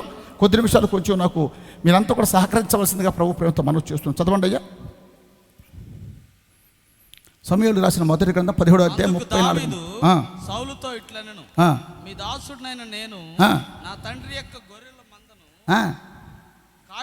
కాయిచుండా సింహమును ఎలుగుబంటియు వచ్చి మందలో నుండి ఒక గొర్రె పిల్లను ఎత్తుకొని పోవచ్చుండగా నేను దాన్ని తరిమి చంపి దాని నోటి నుండి ఆ గొర్రెను విడిపించి. హల్లెలూయా. ఎవరు గమనించండి, ప్రియజనక జన్మ స్తోత్రం కలుగును గాక. ఇతను రాజుగా నియమించబడ్డానికి ముందు జరిగింది ఏంటంటే, తన తండ్రి యొక్క గొర్రెలను అరణ్యంలో మేపుతున్న సందర్భంలో, తన తండ్రి యొక్క గొర్రెలను మేపుతున్నప్పుడు సందర్భంలో సింహం ఒకటి, ఎలుగుబంటి ఒకటి వచ్చిందంట. సింహాన్ని జయించాను. వాళ్ళ గమనించండి, ఎలుగుబంటిని కొట్టాడు, దాని చేతులోంచి గొర్రె పిల్లను విడిపించి తీసుకొని వచ్చినట్టుగా దీనికి వాక్యం తెలియపరుస్తుంది. హల్లెలూయా. గమనించండి ప్రియజనక ప్రజలారా, ఇక్కడ సింహము అనే పదములకు అర్థం ఏంటంటే, మీ విరోధిగా అపవాదిగా సింహము గర్జించు సింహం వల్ల ఎవరిని మృంగుతున్నాను తిరుగుతున్నాడని ఇలా ఆ వాక్యం తెలియపరుస్తూ ఉంది. ఇప్పుడు సింహం అనే పదములకు అర్థం అపవాది అయినటువంటి స్తోత్రం సాతానుడు అని దానికి జన్మ వాక్యం మాట్లాడుతుంది. అట్లాగే ఎలుగుబంటి దేని చూపిస్తూ ఉందంటే, ఎలుగుబంటి దేని చూపిస్తూ ఉందంటే పిల్లరా, ఎలుగుబంటి మీ అందరికీ తెలిసిన నల్లగా ఉంటుంది, ఒళ్ళంతా రోమాలు ఉంటాయి. ఒళ్ళంతా ఏముంటాయండి? రోమాలు. ఎలుగుబంటుకు ఉన్నటువంటి స్తోత్రం పిల్లరా మరి ఒక పద్ధతి ఏంటంటే, అన్ని క్రూర మృగాలు అది ఉన్న స్థానం నుంచే 4 కాళ్ళ మీద నుంచి పిల్లలు మనిషి మీద దాడి చేసి ప్రయత్నం చేస్తాయి. మనిషి మీద దాడి చేసి అమాంతం పడి పిల్లల మనిషిని కింద పడేసిన తర్వాత అప్పుడు కుతుకు కొరకడము, అప్పుడు చీల్చుకొని తినడమో చేస్తాయి. కానీ ఎలుగుబంటుకు ఉండేటువంటి పద్ధతి ఏంటో తెలుసండి, అది మనిషిలాగా పైకి లేచి నిలబడుతుంది. అది మనిషిలాగా పైకి లేచి నిలబడినటువంటి ఈ ఎలుగుబంటి పిల్లల ముందంట కళ్ళు బెరికేస్తాను. ఏం బెరికేద్దంటండి? ఏం బెరికేద్దంట? వాస్తవేనండి నేను చెప్పింది. పిల్లలు నేను కూడా చెప్తుంటే వినిపికి చెప్తున్నా. ఏమంటే నేను ఎలుగుబంటి దగ్గరికి వెళ్ళి ట్రైల్ వేసిన వ్యక్తిని కాదు. ఏమంటే ఎలుగుబంటి అంటే నాకు చాలా భయం. స్తోత్రం. అది గమనించిన పిల్లల జనసంలో ఎలుగుబంటి అనే పదం దేని చూపిస్తూ ఉందంటే, దర్శనాన్ని కోల్పోయే విధంగా చేసేటటువంటి స్థితిని చూపిస్తూ ఉంది. మనందరికీ తెలుసు ప్రియజనక జన్మ సంసోను బలాఢ్యుడు. ఏమంటే 300 నక్కలు పట్టుకొని వాటి తోకలు ముడేసి ఫిలిష్తీయులకు పంట కుప్పలు తగలబెట్టినటువంటి వ్యక్తి. రాజు యొక్క కోటకుమ్మ పిల్లర ఆ కడప కమ్మలను పెరికి ఇసిరి పిల్లరా బహుదూరం విసిరేసినటువంటి వ్యక్తి. వట్టి చేతులతో సింహాన్ని చేర్చినటువంటి వ్యక్తి దేనికి జన్మ. నాజీరు వృత్తం కలిగిన వాడు, ఫిలిష్తీయుల చేతుల్లోంచి దేవుని ప్రజలను పిలువబడుతున్న వ్యక్తుల్ని విడిపించే నిమిత్తమై పుట్టించబడినటువంటి సంసోను చివరికి ఏమైపోయాడు? బంధించబడి బలమంతా క్షీణించబడి ప్రియాజనక జన్మ గమనించండి స్తోత్రం, మండపాన్ని తన పైన తోసుకొని సూసైడ్ అటెంప్ట్ చేసుకొని మరణించాల్సిన పరిస్థితి ఏర్పడింది. ఎందుకని అనంటే ప్రియజనక జన్మ ఈ సంసోను విషయంలో ఒక దర్శనాన్ని కోల్పోయాడు. ఈరోజు మనందరికీ దేవుడు ఒక దర్శనం ఇచ్చి పెట్టాడు. ఏమంటే గమనించండి, ఈ కొత్త నిబంధన కాలంలో కొత్త నిబంధన సంఘమని పిలువబడుతున్న యేసు క్రీస్తు రక్తం చేత కడగబడినటువంటి ప్రతి విశ్వాసి, ప్రతి సేవకుడు, ప్రతి సేవకురాలు, ప్రతి సంఘానికి ఈ చివరి గడిలో ఉండాల్సిన దర్శనం ఏదో తెలుసండి. మనకు కూటానికి వెళ్తే ఇట్లాగే వర్షిప్ అయిన తర్వాత, వర్షిప్ అంతా అయిపోయిన తర్వాత ఆ సేవకుడు అంటున్నాడు, ప్రతి జనమ కళ్ళు మూసుకొని కళ్ళు తెరిచిన తర్వాత స్తోత్రం. ఇప్పుడు దర్శనాలు చూసిన వాళ్ళు పిల్లలు ఏమండి చేతులు ఎత్తండి అన్నాడు. దర్శనాలు చూసిన వాళ్ళు అయ్యా గమనించారు పిల్లలు, దర్శనానికి విరోధిని కాదు కానీ గమనించాలి, గ్రంథం లేనప్పుడే అబ్రహామునకు వాక్యం ప్రత్యక్షమయ్యని వాక్యం తెలియపరుస్తూ ఉంది. అబ్రహామునకు దేవునికి వాక్యం ప్రత్యక్షమని వాక్యం తెలియపరుస్తూ ఉంది. పిల్లరా కళ్ళు మూసుకొని ఊహల్లో రకరకాలుగా పిల్లరవండి అది కనపడిందని చెప్పుకొని చూసే దర్శనాలు కాదు. బెలామంటాడు, కనులు తెరవబడిన వాడు చూసినటువంటి దేవాక్తి అని చెప్పబడిన రీతిగా అమ్మా. అయితే ఈరోజు క్రైస్తవ సమాజానికి, సంఘానికి ఉండాల్సిన దర్శనం ఏదో తెలుసండి, రాకడ దర్శనం. ఏ దర్శనం అండి? రాకడ దర్శనం. ప్రియదే పిల్లలు గమనించండి, రాకడలో ఏడవబడ్డామా, 7 సంవత్సరాల భయంకరమైనటువంటి శ్రమ, అంత్యక్రీస్తు పరిపాలన. ఈ అంత్యక్రీస్తు పరిపాలన 2 భాగాలుగా విభాగింపబడింది. మొదటి 3.5 సంవత్సరాలు, రెండవ 3.5 సంవత్సరాలు. మొదటి 3.5 సంవత్సరాల శ్రమల కాలం అని చెప్పబడింది. రెండవ 3.5 సంవత్సరాలు శ్రమల కాలం అని చెప్పబడింది. ఉపద్రవ కాలం మొదటి 3.5 సంవత్సరాలు అయితే, మహా ఉపద్రవ కాలం రెండవ 3.5 సంవత్సరాలు. మొదటి సంవత్సరాల్లో 3.5 సంవత్సరాల్లో ప్రియజనక జనం అంత్యక్రీస్తు స్తోత్రం. క్రీస్తు విరోధి తెల్లటి గుర్రాన్ని ఎక్కి ముందు వస్తాడు. ఈ తెల్లటి గుర్రం దేని చూపిస్తోందంటే సమాధానాన్ని చూపిస్తూ ఉంది. ఈ తెల్లటి గుర్రం మీద ఎక్కినటువంటి ఈ వ్యక్తి ఏం చేస్తాడంటే, ప్రియజనక జన్మ గమనించండి, తదుపరి ఎర్రటి గుర్రం మీదకి మారుతున్న వ్యక్తి ఒకడే. అక్కడ స్తోత్రం చేతులకు అడ్డం పట్టుకొని వస్తాడు. అంటే ముందు సమాధానం అని చెప్తూ ఇలా అందరినీ ఒకటిగా చేసిన తర్వాత, ఆ తర్వాత వారి మీద యుద్ధం చేసి వాళ్ళందరినీ ప్రియజనక భయక్రాంతులకు గురి చేసి వాళ్ళ చేతికి లోపరుచుకుంటాడు. ఆ తర్వాత నల్లని గుర్రం ఎక్కుతాడు. నల్లని గుర్రం అంటే కరువును చూపిస్తూ ఉంది. ప్రియజనక జన్మ భూమి పుట్టిన మొదలుకొని అంతవరకు ఎప్పుడు అటువంటి కరువులు కలగలేదంట. ఆ నల్లని గుర్రం మీదకి వెళ్ళిపోయిన తర్వాత భయంకరమైన కరువు తీసుకొస్తాడు. గమనించండి, ఈ కరువు తర్వాత వచ్చేది ఏంటంటే పాండ్రవర్ణ గుర్రం ఎక్కుతాడంట. పాండ్రవర్ణ గుర్రం ఎందుకు ప్రకటన గ్రంథాలు బట్టి సమయం చాలదో. లేదంటే పాండ్రవర్ణ గుర్రం దేని చూపిస్తూ ఉందంటే భయంకరమైన తెగుళ్ళను చూపిస్తూ ఉంది. భయంకరమైన తెగుడు ప్రజలకు తెరవ గమనించిన పిల్లలు ఏమంటే చెడ్డ పుండ్లు పుడతాయంట. ఆకాశంలో ఉష్ణోగ్రత అధికమైపోతుంది. గమనించాలి, పూరిపాకులను దగ్ధమైపోతాయి. అలాగే స్లాబులన్నీ క్రాకులు ఇచ్చేస్తాయి. అని భూమి మీద 3వ భాగం గడ్డంతా కాలిపోతుందంట. సముద్రంలో 3 భాగాలు నీళ్ళంతా ఇంకిపోయి సముద్రంలో ఉన్నటువంటి జీవరాశులన్నీ కూడా చనిపోయి మరి పీనుగు వంటి స్తోత్రం గమనించండి పిల్లలు, పీనుగు వంటి ఆ రక్తం లాగా పిల్లల సముద్రం అంతా నీరుగా మారిపోయి లోకమంతా కూడా జంతువులకు తినడానికి తిండి, మరి మేయడానికి గడ్డి, తాగడానికి నీళ్లు లేక అలాగ అనేక మంది జంతువులు చనిపోతే ఆ జంతువుల యొక్క కలేబరములతో దుర్వాసన కొట్టి లోకమంతా నింపబడిపోతుంది. ఇది ఎలాగుంటే దానికి జన్మ గమనించాలి, చెడ్డ పుండ్లు పుట్టడం. ఈ లోపల మనిషి ముఖం వేసుకొని ఆకారం చూస్తే మిడత, దానికి చూస్తే తేలు. అది వచ్చి కానీ ఒక మనిషి కనుక పుట్టిందంటే 5 నెలల బాధ తగ్గదంట. 5 నెలలు బాధ తగ్గదు. ఈ 5 నెలల బాధ తట్టుకోలేక ఒకవేళ ఎండ్రిని తాగితే ఎండ్రిని కాస్త కూల్ డ్రింక్ అయిపోతుంది. గమనించండి పిల్లరా, ఎండ్రిని కాస్త స్తోత్రం తేలిలాగా మారిపోతుంట. అంటే మరణం కూడా మనిషికి దూరమయ్యేటటువంటి సందర్భం. 7 సంవత్సరాల భయంకరమైన కఠోరమైనటువంటి శ్రమలు. అది దీని 2 భాగాలుగా విభాగింపబడ్డారు. మొదటి 3.5 సంవత్సరాలలో స్తోత్రం పిల్లలు గమనించండి, అపవాదైన సాతానుడు కొంతమందిని చంపుతాడు. ఎవరిని చంపుతాడంటే 666 ముద్ర వేయించుకున్నటువంటి వ్యక్తుల్ని. ఈ 666 ముద్ర వేయించుకునే వ్యక్తులు కూడా తెలుసా? సత్యము తెలిసి ఉండి సత్య ప్రకారంగా జీవించడానికి ఇష్టపడక తన మనసులో ప్రభు యొక్క రాకడకై సిద్ధపరచుకున్నటువంటి వ్యక్తులు విడవబడిన తర్వాత అప్పుడు వీళ్ళకి సత్యం గుర్తొచ్చి అప్పుడు దానికి జన్మ కొద్ది కాలం శ్రమ పడితే 666 ముద్ర కనుక ఏపించుకోకుండా కనుక కాపాడుకోగలిగితే మనం సేవ అయిపోతామనే ఉద్దేశం కలిగిన వారే కొద్ది కాలం వాళ్ళు 666 ముద్ర వేయించుకోకుండా వాడి చేతులు హతసాక్షిగా కొంతమంది మరణిస్తారు. గమనించండి పిల్లలు. అయితే మరి వారితో రాజీ పడిపోయి 666 ముద్ర వేయించుకున్నారా, వారికి పాప క్షమాపణ అనేది ఉండదు. భయంకరమైన శ్రమల కాలం రాబోతుంది. ఈ శ్రమల కాలానికి సూచనగా పిల్లలు ఈరోజు భూమి మీద అనేక రకాల విపత్తులు మనం కళ్ళారా మనం చూస్తూ ఉన్నాం. అయితే నా సబ్జెక్ట్ రాకడ కాదండి, ఎందుకో దేవుడు ప్రేరేపించగా మీ మొదటి నేను నిలబడి దీన్ని మాట్లాడుతున్నాను కనుక గమనించండి పిల్లలు. ఎలుగుబంటి ఏం చేస్తున్నట్టు ఈరోజు ప్రజల్లో, క్రైస్తవ సమాజంలో రాకడ దర్శనాన్ని తొలగిచ్చేస్తుంది. ఇప్పుడు క్రీస్తుని నమ్ముకున్న తర్వాత ఆస్తులు సంపాదించుకునే దర్శనం, అంతస్తులు సంపాదించుకునే దర్శనం, అందాన్ని పెంచుకునే దర్శనం, ఆరోగ్యాన్ని పెంచుకునే దర్శనం, ఏమంటే స్తోత్రం అడుగును కాక రకరకాల దర్శనాలతో నింపేస్తుంది. ఇది ఎలుగుబంటి చేసేటువంటి పని. అయితే దావీదు ఎలుగుబంటి చేతులు దొరకలేదు. హల్లెలూయా. చెప్పండి, ఎలుగుబంటి చేతుల్లో దొరకకుండా తప్పించుకుపడ్డం అనేది కృపాక్షేమాలకు అవునా కాదంటారా? ఇప్పుడు మన కృపాక్షేమాలు అంటే అర్థం ఏంటంటే, ఇంటికి పోయే సమయానికి మన ఇల్లు పెద్దలుగా మారిపోయి ఉండాలి, ఇంటికి పోయే సమయానికి మన ఇంటి ముందు ఒక మంచి కారు ఉండాలి, ఇంటికి పోయే సమయానికి మన మధ్యలో మంచిగా బైక్ ఒకటి ప్రజల స్తోత్రం ఏమంటే రెడీ అయ్యి నిలబడి ఉండాలి, అంతే కదండి. అది కదా కృపాక్షేమం అంటే మనం కోరుకునేది. నేను చెప్పేది అర్థమవుతుంది మీకు? ఏమంటే ఇప్పుడు జనాలందరూ కృపాక్షేమం అంటే దాన్ని కోరుకుంటారు. దేన్ని కోరుకుంటున్నారు? అలా రాకడ దర్శనం కోల్పోకుండా కాపాడబడ నేను అనుకుంటున్నాను. ఇదే నిజమైన కృపాక్షేమం తినపబడ్డం. పైపెచ్చు పురేదనక జనమా గమనించండి, స్తోత్రం. దావీదు మీద దాడి చేయలేదంటే, అది దావీదు మేపుతున్నటువంటి గొర్రెల మీద దాడి చేసింది. దేని మీద దాడి చేసింది? ఇప్పుడు గొర్రెలు ఎవరివి చెప్పాలి. ఇప్పుడు గొర్రెలు ఎవరు? నేను ఇంకా సబ్జెక్ట్కి వెళ్ళలేదండి, ఉపోద్ఘాతంలో ఉన్నాను. కృపాక్షేమం అంటే ఏంది మీకు తెలియపరుస్తున్న ముందు. ఇప్పుడు కృపాక్షేమం పొందాలంటే ఏం చేయాలో చెప్తాను. స్తోత్రం. టైం ఎంత అవుతుంది మాత్రం తెలియదండి. ఏమంటే పిల్లరా, అట్టని మీరు తొందరపడబాకండి, కంగారు పడబాకండి. మంచి భోజనం మీకోసం సిద్ధపరుస్తుంది. ఖచ్చితంగా భోజన సమయానికి మిమ్మల్ని వదిలేస్తాను, ఎందుకంటే 9 గంటల నా చేతికి మైకి ఇచ్చారు కనుక గమనించండి పిల్లరా. హల్లెలూయా స్తోత్రం. ఇప్పుడు గొర్రెదేను చూపిస్తూ ఉంది. ఇప్పుడు గొర్రెదేను చూపిస్తూ ఉందంటే గమనించండి పిల్లరా, స్తోత్రం. ఆత్మ సంబంధమైన ఫలాల్ని చూపిస్తూ ఉంది. ప్రేమ, సంతోషము, సమాధానము, దయాళత్వము, మంచితనము, ఆశానిగ్రహము. గమనించి పిలవండి. గలతీ పత్రిక 5:22లో దేవాది దేవుడు ఒక మనిషిని క్రీస్తు రక్తం చేత కడగబడిన తర్వాత ఇచ్చేటటువంటి స్తోత్రం ఫల వరాలని, ఆత్మ సంబంధమైన ఫలములను చూపిస్తూ ఉంది. మారు మనసు అన్న ఫలం, యెహోవా ఫలం, వెలుగు ఫలం, నీతి ఫలం, ప్రియజనక జన్మ దేవుని కోసం ఫలించే ఫలములు స్తోత్రం. అయితే కొంతమంది శిక్షార్థమైన, మరణార్థమైన, గమనించాలి, పరికమాల ఫలాలు ఫలిస్తున్నారని వాక్యం తెలియపరుస్తుంది.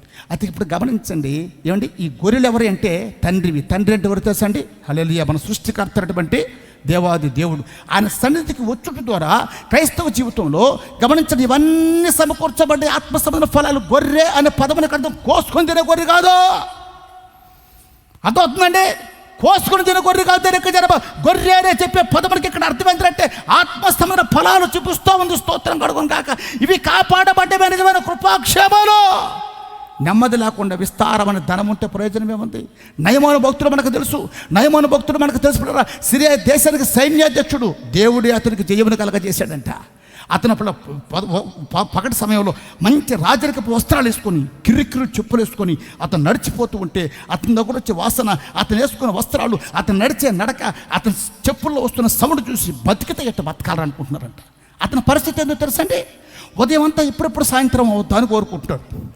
రాత్రి అయిందనుకో ఎప్పుడెప్పుడు పగలు అవుద్దని కోరుకుంటున్నాడు. పగలు రాత్రి మనశ్శాంతి లేదు. డబ్బుకు కొదువు లేదు, హోదాకి కొదువు లేదు, జనసమూహానికి కొదువు లేదు, పొగడ్తలకి కొదువు లేదు, దేనికి కొదువు లేదు. కానీ మనశ్శాంతి మాత్రం లేదు. జనక జన్మ ఏంటంటే ఒళ్ళంతా తెల్లటి కుష్టు. హల్లెలూయా. ఆ కుష్టే పాపాన్ని చూపిస్తూ ఉంది. పాపంలో ఉన్నటువంటి వ్యక్తుల ప్రియజనక జన్మ మనశ్శాంతిగా ఉండరు. డబ్బు ఉండొచ్చు, హోదా ఉండొచ్చు, పిల్లలు కాబట్టి కార్లు ఉండొచ్చు, ఏసీలు ఉండొచ్చు, అన్నీ ఉండొచ్చు. ప్రియజనక జన్మ ఎంతోమందిని మనం చూస్తూ ఉన్నాం. కాలగమనంలో స్తోత్రం సూసైడ్ చేసుకుని చనిపోతున్న బట్టి వ్యక్తులు అనేక మందిని మనం చూస్తూ ఉన్నాం. ప్రియజనక జన్మ రిలయన్స్ అంబానీ యొక్క పిల్లరా, ముఖేష్ అంబానీ తండ్రి గారు. ఏ అంబానీ ఆయన పేరయ్యా? నీతో అంబానీయా? క్షమించాలి, ఏ అంబానీ? నీతో వాళ్ళ భార్య కదా. గమనించబడాలి. ఆయన పేరు నాకు అడగలేదు కానీ ఏమండి, కోట్టుకు పడగలు ఎత్తిన వ్యక్తి, కోట్టుకు పడగలు ఎత్తిన వ్యక్తి పిల్లరా. ఒక్కసారిగా అతను పెరాలసిస్ స్ట్రోక్ వచ్చేసింది. పెరాలసిస్ స్ట్రోక్ వచ్చి మంచాన పడిపోతే మీరు గమనించండి స్తోత్రం. ఏమండి, ఆ వ్యాధితో సతమతమయ్యి కృంగి కృషించి నెమ్మది లేనివాడుగా డబ్బు అతనికి నెమ్మదని ఇవ్వలేకపోయిందండి. ఈరోజు క్రైస్తవ జీవితంలో దేవుడిచ్చే ఆత్మసమైన ఫలాలు చాలా ఉన్నతమైన, డబ్బులు పెడితే దొరికేవి కాదు. జనక జన్మ దైవికమైన ప్రేమ, దైవికమైన సమాధానం, దైవికమైన సంతోషం, దైవికమైన ఆశా నిగ్రహం, మంచి ఫలములు, ఇవన్నీ కూడా ఆత్మసమైన ఫలాలు. ఇది గొర్రెను చూపిస్తూ ఉంది. ప్రియ జనక జన్మ గమనించండి. హల్లెలూయా. అర్థమవుతుందండి? కృపాక్షేమాలు అంటే స్తోత్రం ఇంకేం చెప్తావో. ప్రియ జనక జన్మ ఈ కోటానికి వచ్చిన ప్రతి ఒక్కరికి పాస్టర్ గారు లాస్ట్ ఏదైనా కవర్ ఇచ్చి పంపిస్తాడేమో, ఏమండి? లేకపోతే ఈ కూటాలు మిగింపు లోపల ప్రియజనక జన్మ స్తోత్రం మధ్య కొంతమంది ప్రార్థన చేస్తున్నారు. ఏమని తెలుసా అండి? మీ ఇంట్లో బీరువా జరవండి, ఆ బీరువలో నుండి డబ్బు తీసుకురండి, ఆ బీరువలో నుండి బంగారు తీసుకురండి, మీ చేతుల్లో పట్టుకొని మీరు ప్రార్థన చేస్తూ ఒప్పుతాయి. నేను చెప్పింది తెలియనండి, మీకు అర్థమవుతుందా? అంటే కృపాక్షేమం అంటే అయ్యి అనుకుంటున్నారు మీరు. కాదు జనక జన్మ. దేవుడు మనకి ఇచ్చినటువంటి స్తోత్ర ఆత్మ సంబంధమైన వరాలు దాని మీద దాడి చేస్తుంది. దావీదు మీద దాడి చేయలా. అర్థమవుతుందండి? ఈరోజు విశ్వాసుల్లో కావచ్చు, సేవకుల్లో కావచ్చు, సేవకురాలలో కావచ్చు, అపవాదిని సాతాను ఎక్కడ దాడి చేస్తుందంటే దర్శనం లేని వ్యక్తిగా మార్చాలని చూస్తుంది. దేవుడు ఇచ్చినటువంటి పిల్లలు కాబట్టి ఆత్మ సంబంధమైన ఫలాలను దొంగిలించే విధంగా చేస్తా ఉంది. స్తోత్రం కలుగును గాక. హల్లెలూయా. అర్థమవుతుందండి? ఇంకా సింహం సాతాను ఏం చేస్తుంది మనందరికీ తెలుసు. యోబు కుటుంబం మీద పడింది కదండి. యోబు కుటుంబం మీద పడి ఏం చేసింది? యుద్ధు మీన్ దేవుని చిత్తము జరిగించే మనస్సు. గమనించాలి, యుద్ధు అనే పదమునికి ఇక్కడ అర్థం ఏంటంటే హల్లెలూయా, స్తోత్రం కలుగును గాక. కొంతమంది అంటున్నారు వాళ్ళ దేవుడికి పొద్దునకి యుద్ధం కావాలంట, సాయంత్రంకి యుద్ధం కావాలంట. ఏం కావాలంట అండి? పొద్దునకి యుద్ధం. వాడు గుడ్డివాడు దేనిక జన్మ.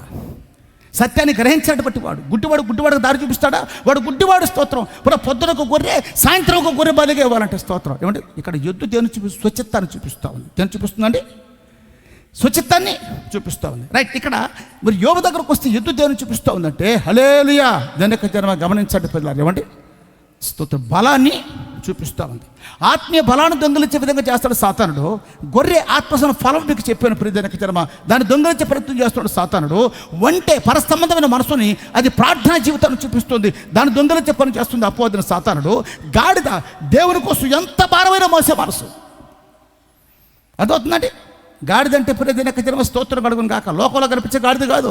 గాడిద అనే పదమునకు అర్థం ఏంటంటే దేవుని కోసం ఎంతైనా సరే శ్రమ పడాలి, ఎంత భారమైనా సరే ప్రియదనక జన్మ, ఎంతైనా సరే పర్వాలి దేవుని కోసం.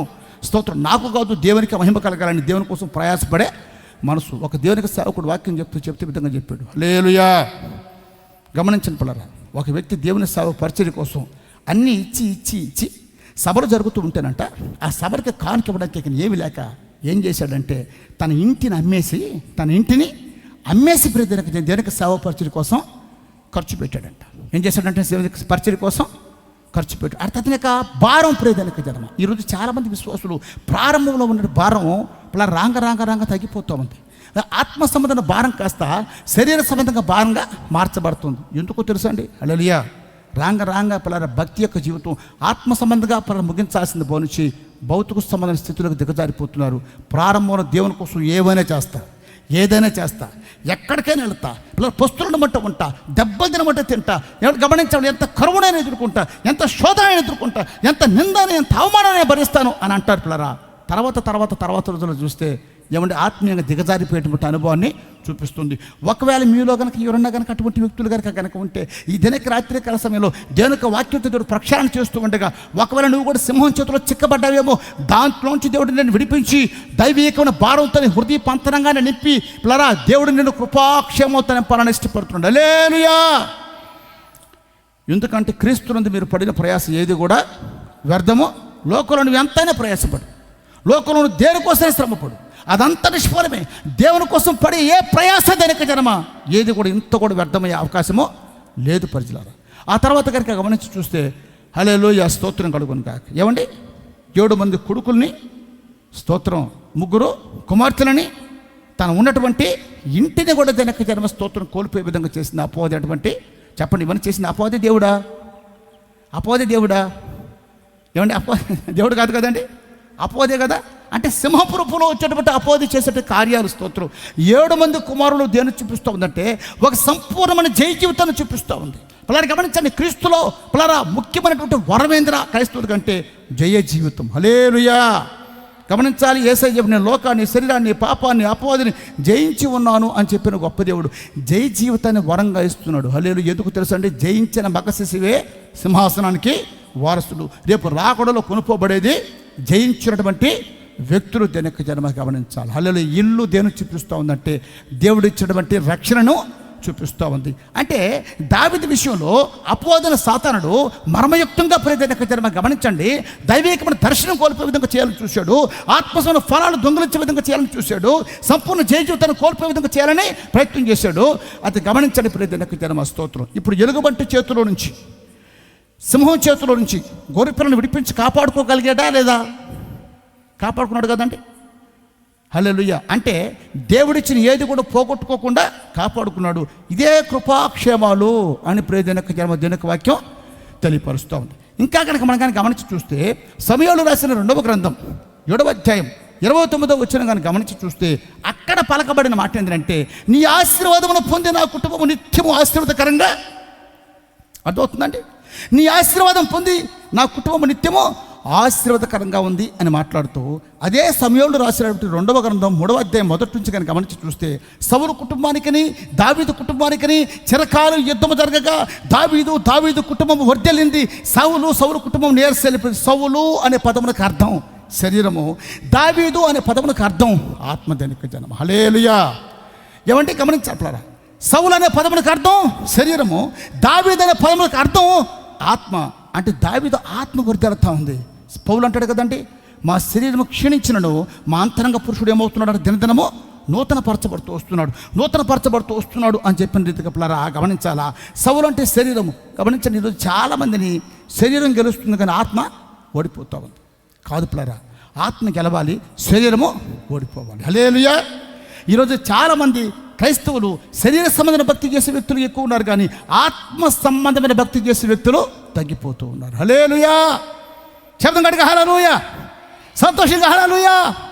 రావట్ల సంభవం వాళ్ళకి స్తోత్రం కడుగునికి. ఎందుకంటే ప్రజమండి దావీదు కృపాక్షేమత నింపబడ్డాడని భౌతిక సంబంధంగా దానికి మలిసి చేసామంటే జేజలు కొట్టి చప్పట్లు కొట్టి కేరితలు కొట్టి హల్లెలూయా చెప్పి ఏడ్చి స్తోత్రపడ కచ్చిపు తుడుచుకుంటా ముక్కు తుడుచుకుంటా ఏమండి ఎంతోమంది ఆనందం నింపబడిపోతారు. ఇప్పుడు గమనించండి ప్రియజనక పిల్లల దేనిక సన్నిధాన స్తోత్రం.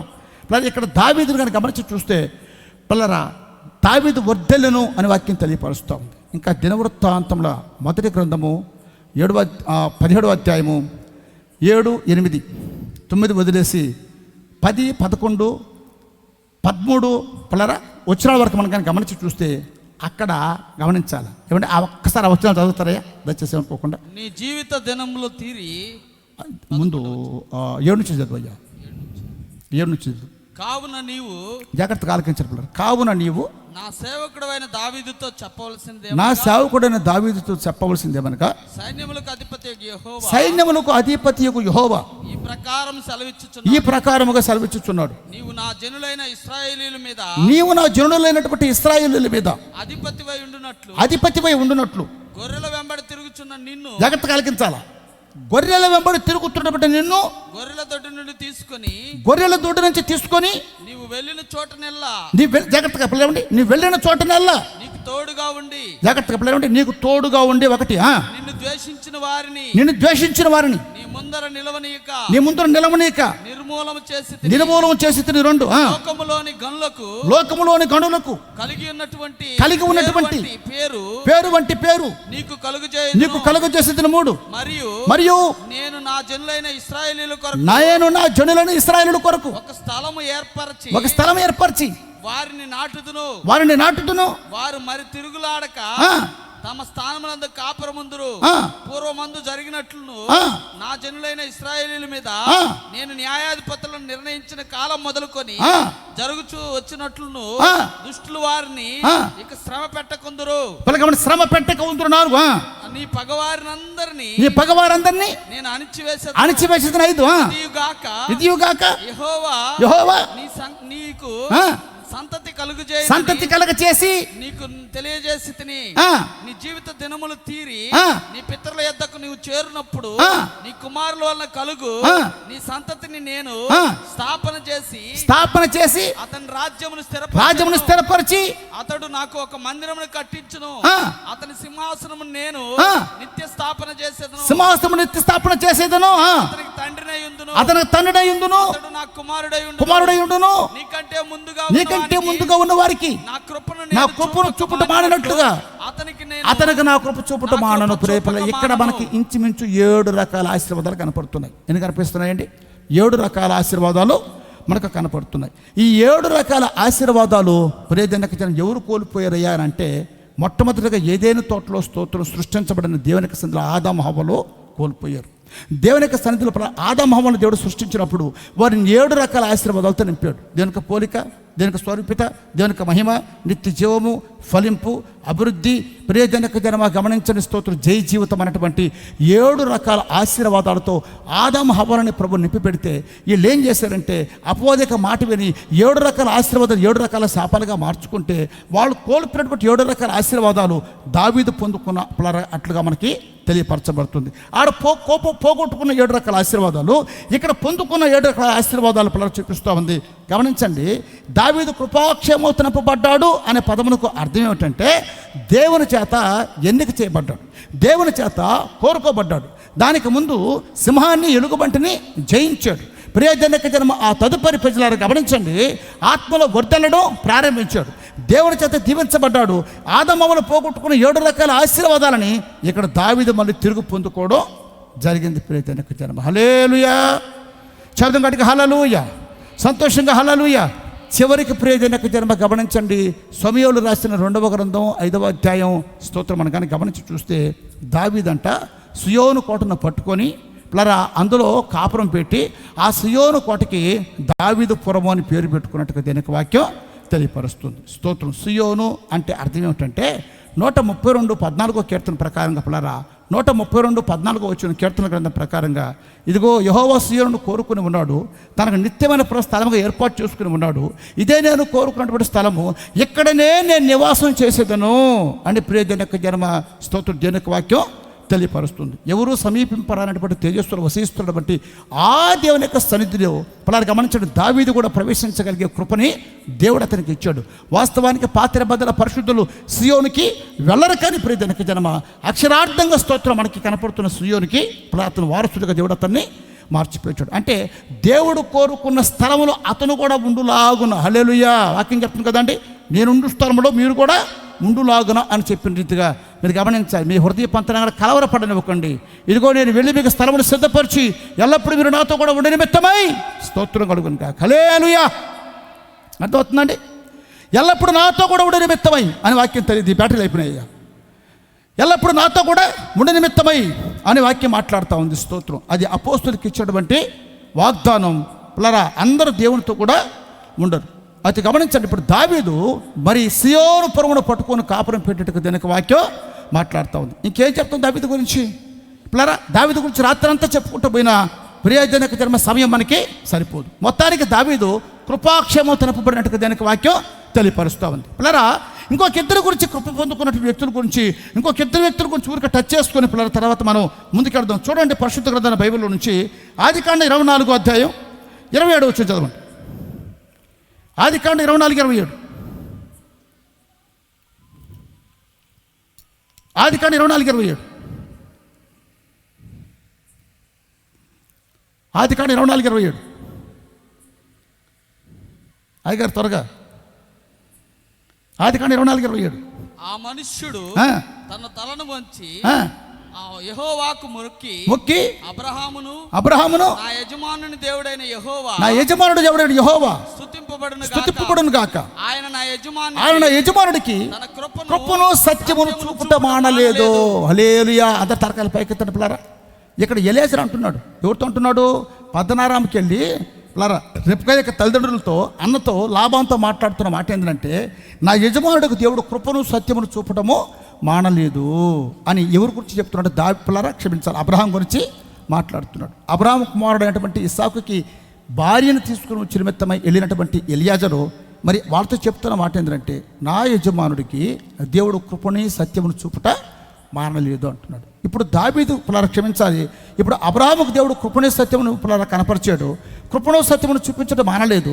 ఇప్పుడు ఈ కృపా సత్యమును స్తోత్రం అబ్రహామును ఏం చేసేయ్యా అంటే, హెబ్రీ పత్రిక 11:10 గమనించి చూస్తే, అతను పునాదులు కలిగిన పట్టణం వైపు ఎదురు చూస్తూ ముందుకు సాగినట్టుగా వాక్యం తెలియపరుస్తుంది. అతను పిలువబడిన పిలుపుకు లోబడి ఎటు వెళ్ళాలో తెలియకనే పునాదులు కలిగిన పట్టణం ఏమిటి? ప్రకటన గ్రంథం 21వ అధ్యాయము 14వ వచనం ప్రకారంగా చూస్తే, నూతన యెరూషలేము అన్న పట్టణము 12 పునాదులు 12 గుమ్మాలు కలిగినటువంటి పట్టణంగా ఉంది. వాస్తవానికి దానికి జన్మ పరలోకంలో కొన్ని స్థానాలు ఉన్నాయి. నూతన భూమి, నూతన ఆకాశం, నూతన యెరూషలేము, సియోను. పాత నిబంధన పరిశుద్ధులు ఎక్కడికి వెళ్తారంటే నూతన ఆకాశం దాకా మాత్రం వస్తారు, నూతన ఆకాశంలోకి మాత్రమే వస్తారు. గమనించండి పిల్లరా, ఎంతమంది అర్థం చేసుకుంటే నాకైతే తెలియదండి. ఏమంటే ఇది శ్రేష్టమైన ఉన్నతమైనటువంటి ఉపదేశం. యేసుక్రీస్తు ఆశీర్వాదాల గురించి చెప్పేవాళ్ళు ఉండరు, కళ్ళు మూసుకొని స్తోత్రం దర్శనం గురించి చెప్పేవాళ్ళు ఉండరు. పిల్లలు టచ్లని జనాలు మోసం చేసే వ్యక్తులు ఉన్నారు. ఇది అది కాదు దానికి జనం గమనించాలా. క్రీస్తునందు నేను సంపూర్ణంగా చేసి ఎక్కడి నుంచి బై రిజర్వేషన్తో పరలోకంకి వెళ్ళాలా. ఏమంటే నేను చనిపోతే ఎక్కడికి వెళ్తానో నాకు ఒక డిక్లరేషన్ ఉంది. ఇప్పుడు నువ్వు చనిపోతే పరలోకంలో ఎక్కడికి వెళ్తావు ఒక డిక్లరేషన్ ఉందా? చాలామంది చెప్తారు పరలోకం అంతా ఒకటేనా? కాదు. నూతన భూమి, నూతన ఆకాశం, నూతన యెరూషలేము ప్లస్ సియోను అనేది ఉంది. గమనించండి, పాత నిబంధనల పరిశుద్ధులు నూతన ఆకాశానికి వెళ్తారు. అయితే ఇప్పుడు అబ్రహాము మాత్రం పునాదులు కలిగిన పట్టణం అనేటువంటి నూతన యెరూషలేము పట్టణాన్ని చూశాడంట. పిల్లరా, అబ్రహాం కాలంలో బైబిల్ ఉందండి? అబ్రహాం కాలంలో బైబిల్ ఉందా? అబ్రహాం కాలంలో పాస్టర్ ఉన్నారా? అబ్రహాం ఏ కాలానికి సంబంధించిన వాడు? నేను చెప్పేది అర్థమవుతుందా? అబ్రహాము ఏ కాలానికి సంబంధించిన వాడు? ఏ కాలం? వర్షాకాలం, చలికాలం, ఏమండి, ఎండాకాలం, స్తోత్రం. ఏ కాలం? బైబిల్లో 10 కాలాలు, 10 యుగాలు ఉన్నాయి. గమనించండి, దేవుడు దేవుని యొక్క దూతల కాలం, అజ్ఞాన కాలం, మనస్సాక్షి కాలం, ధర్మశాస్త్ర కాలం, మధ్యకాలం, ఇప్పుడు మనం ఉండేది కృపాకాలం, రాబోతున్న శ్రమణ కాలం, మహాశ్రమణ కాలం, 1000 పరిపాలన, న్యాయ తీర్పు. 10 స్తోత్రం పిల్లలు గమనించండి పిల్లవండి, కాలాలు ఉన్నాయి. ఇప్పుడు మనం ఉండే కాలం 6వ కాలం. అయితే అబ్రహాం ఏ కాలానికి సంబంధించిన వాడు అంటే మనస్సాక్షి కాలం. అంటే ధర్మశాస్త్రం అప్పటికి ఇంకా రాయబడలేదు, పాస్టర్లు లేరు, వాక్యం లేదు. అయినను ప్రతి జనం నూతన యెరూషలేము పట్టణాన్ని గురించి అతనికి ఎవరు తెలియపరిచారు? స్తోత్రం. ఏమంటే దేవుడే తనకు ఒక నూతన ప్రత్యక్షతని ఇచ్చాడు పిల్లరా. ప్రతి క్రైస్తవుడికి స్తోత్రం కలుగును గాక. ప్రతి విశ్వాసికి, ప్రతి సేవకుడికి ఒక నూతన ప్రత్యక్షత.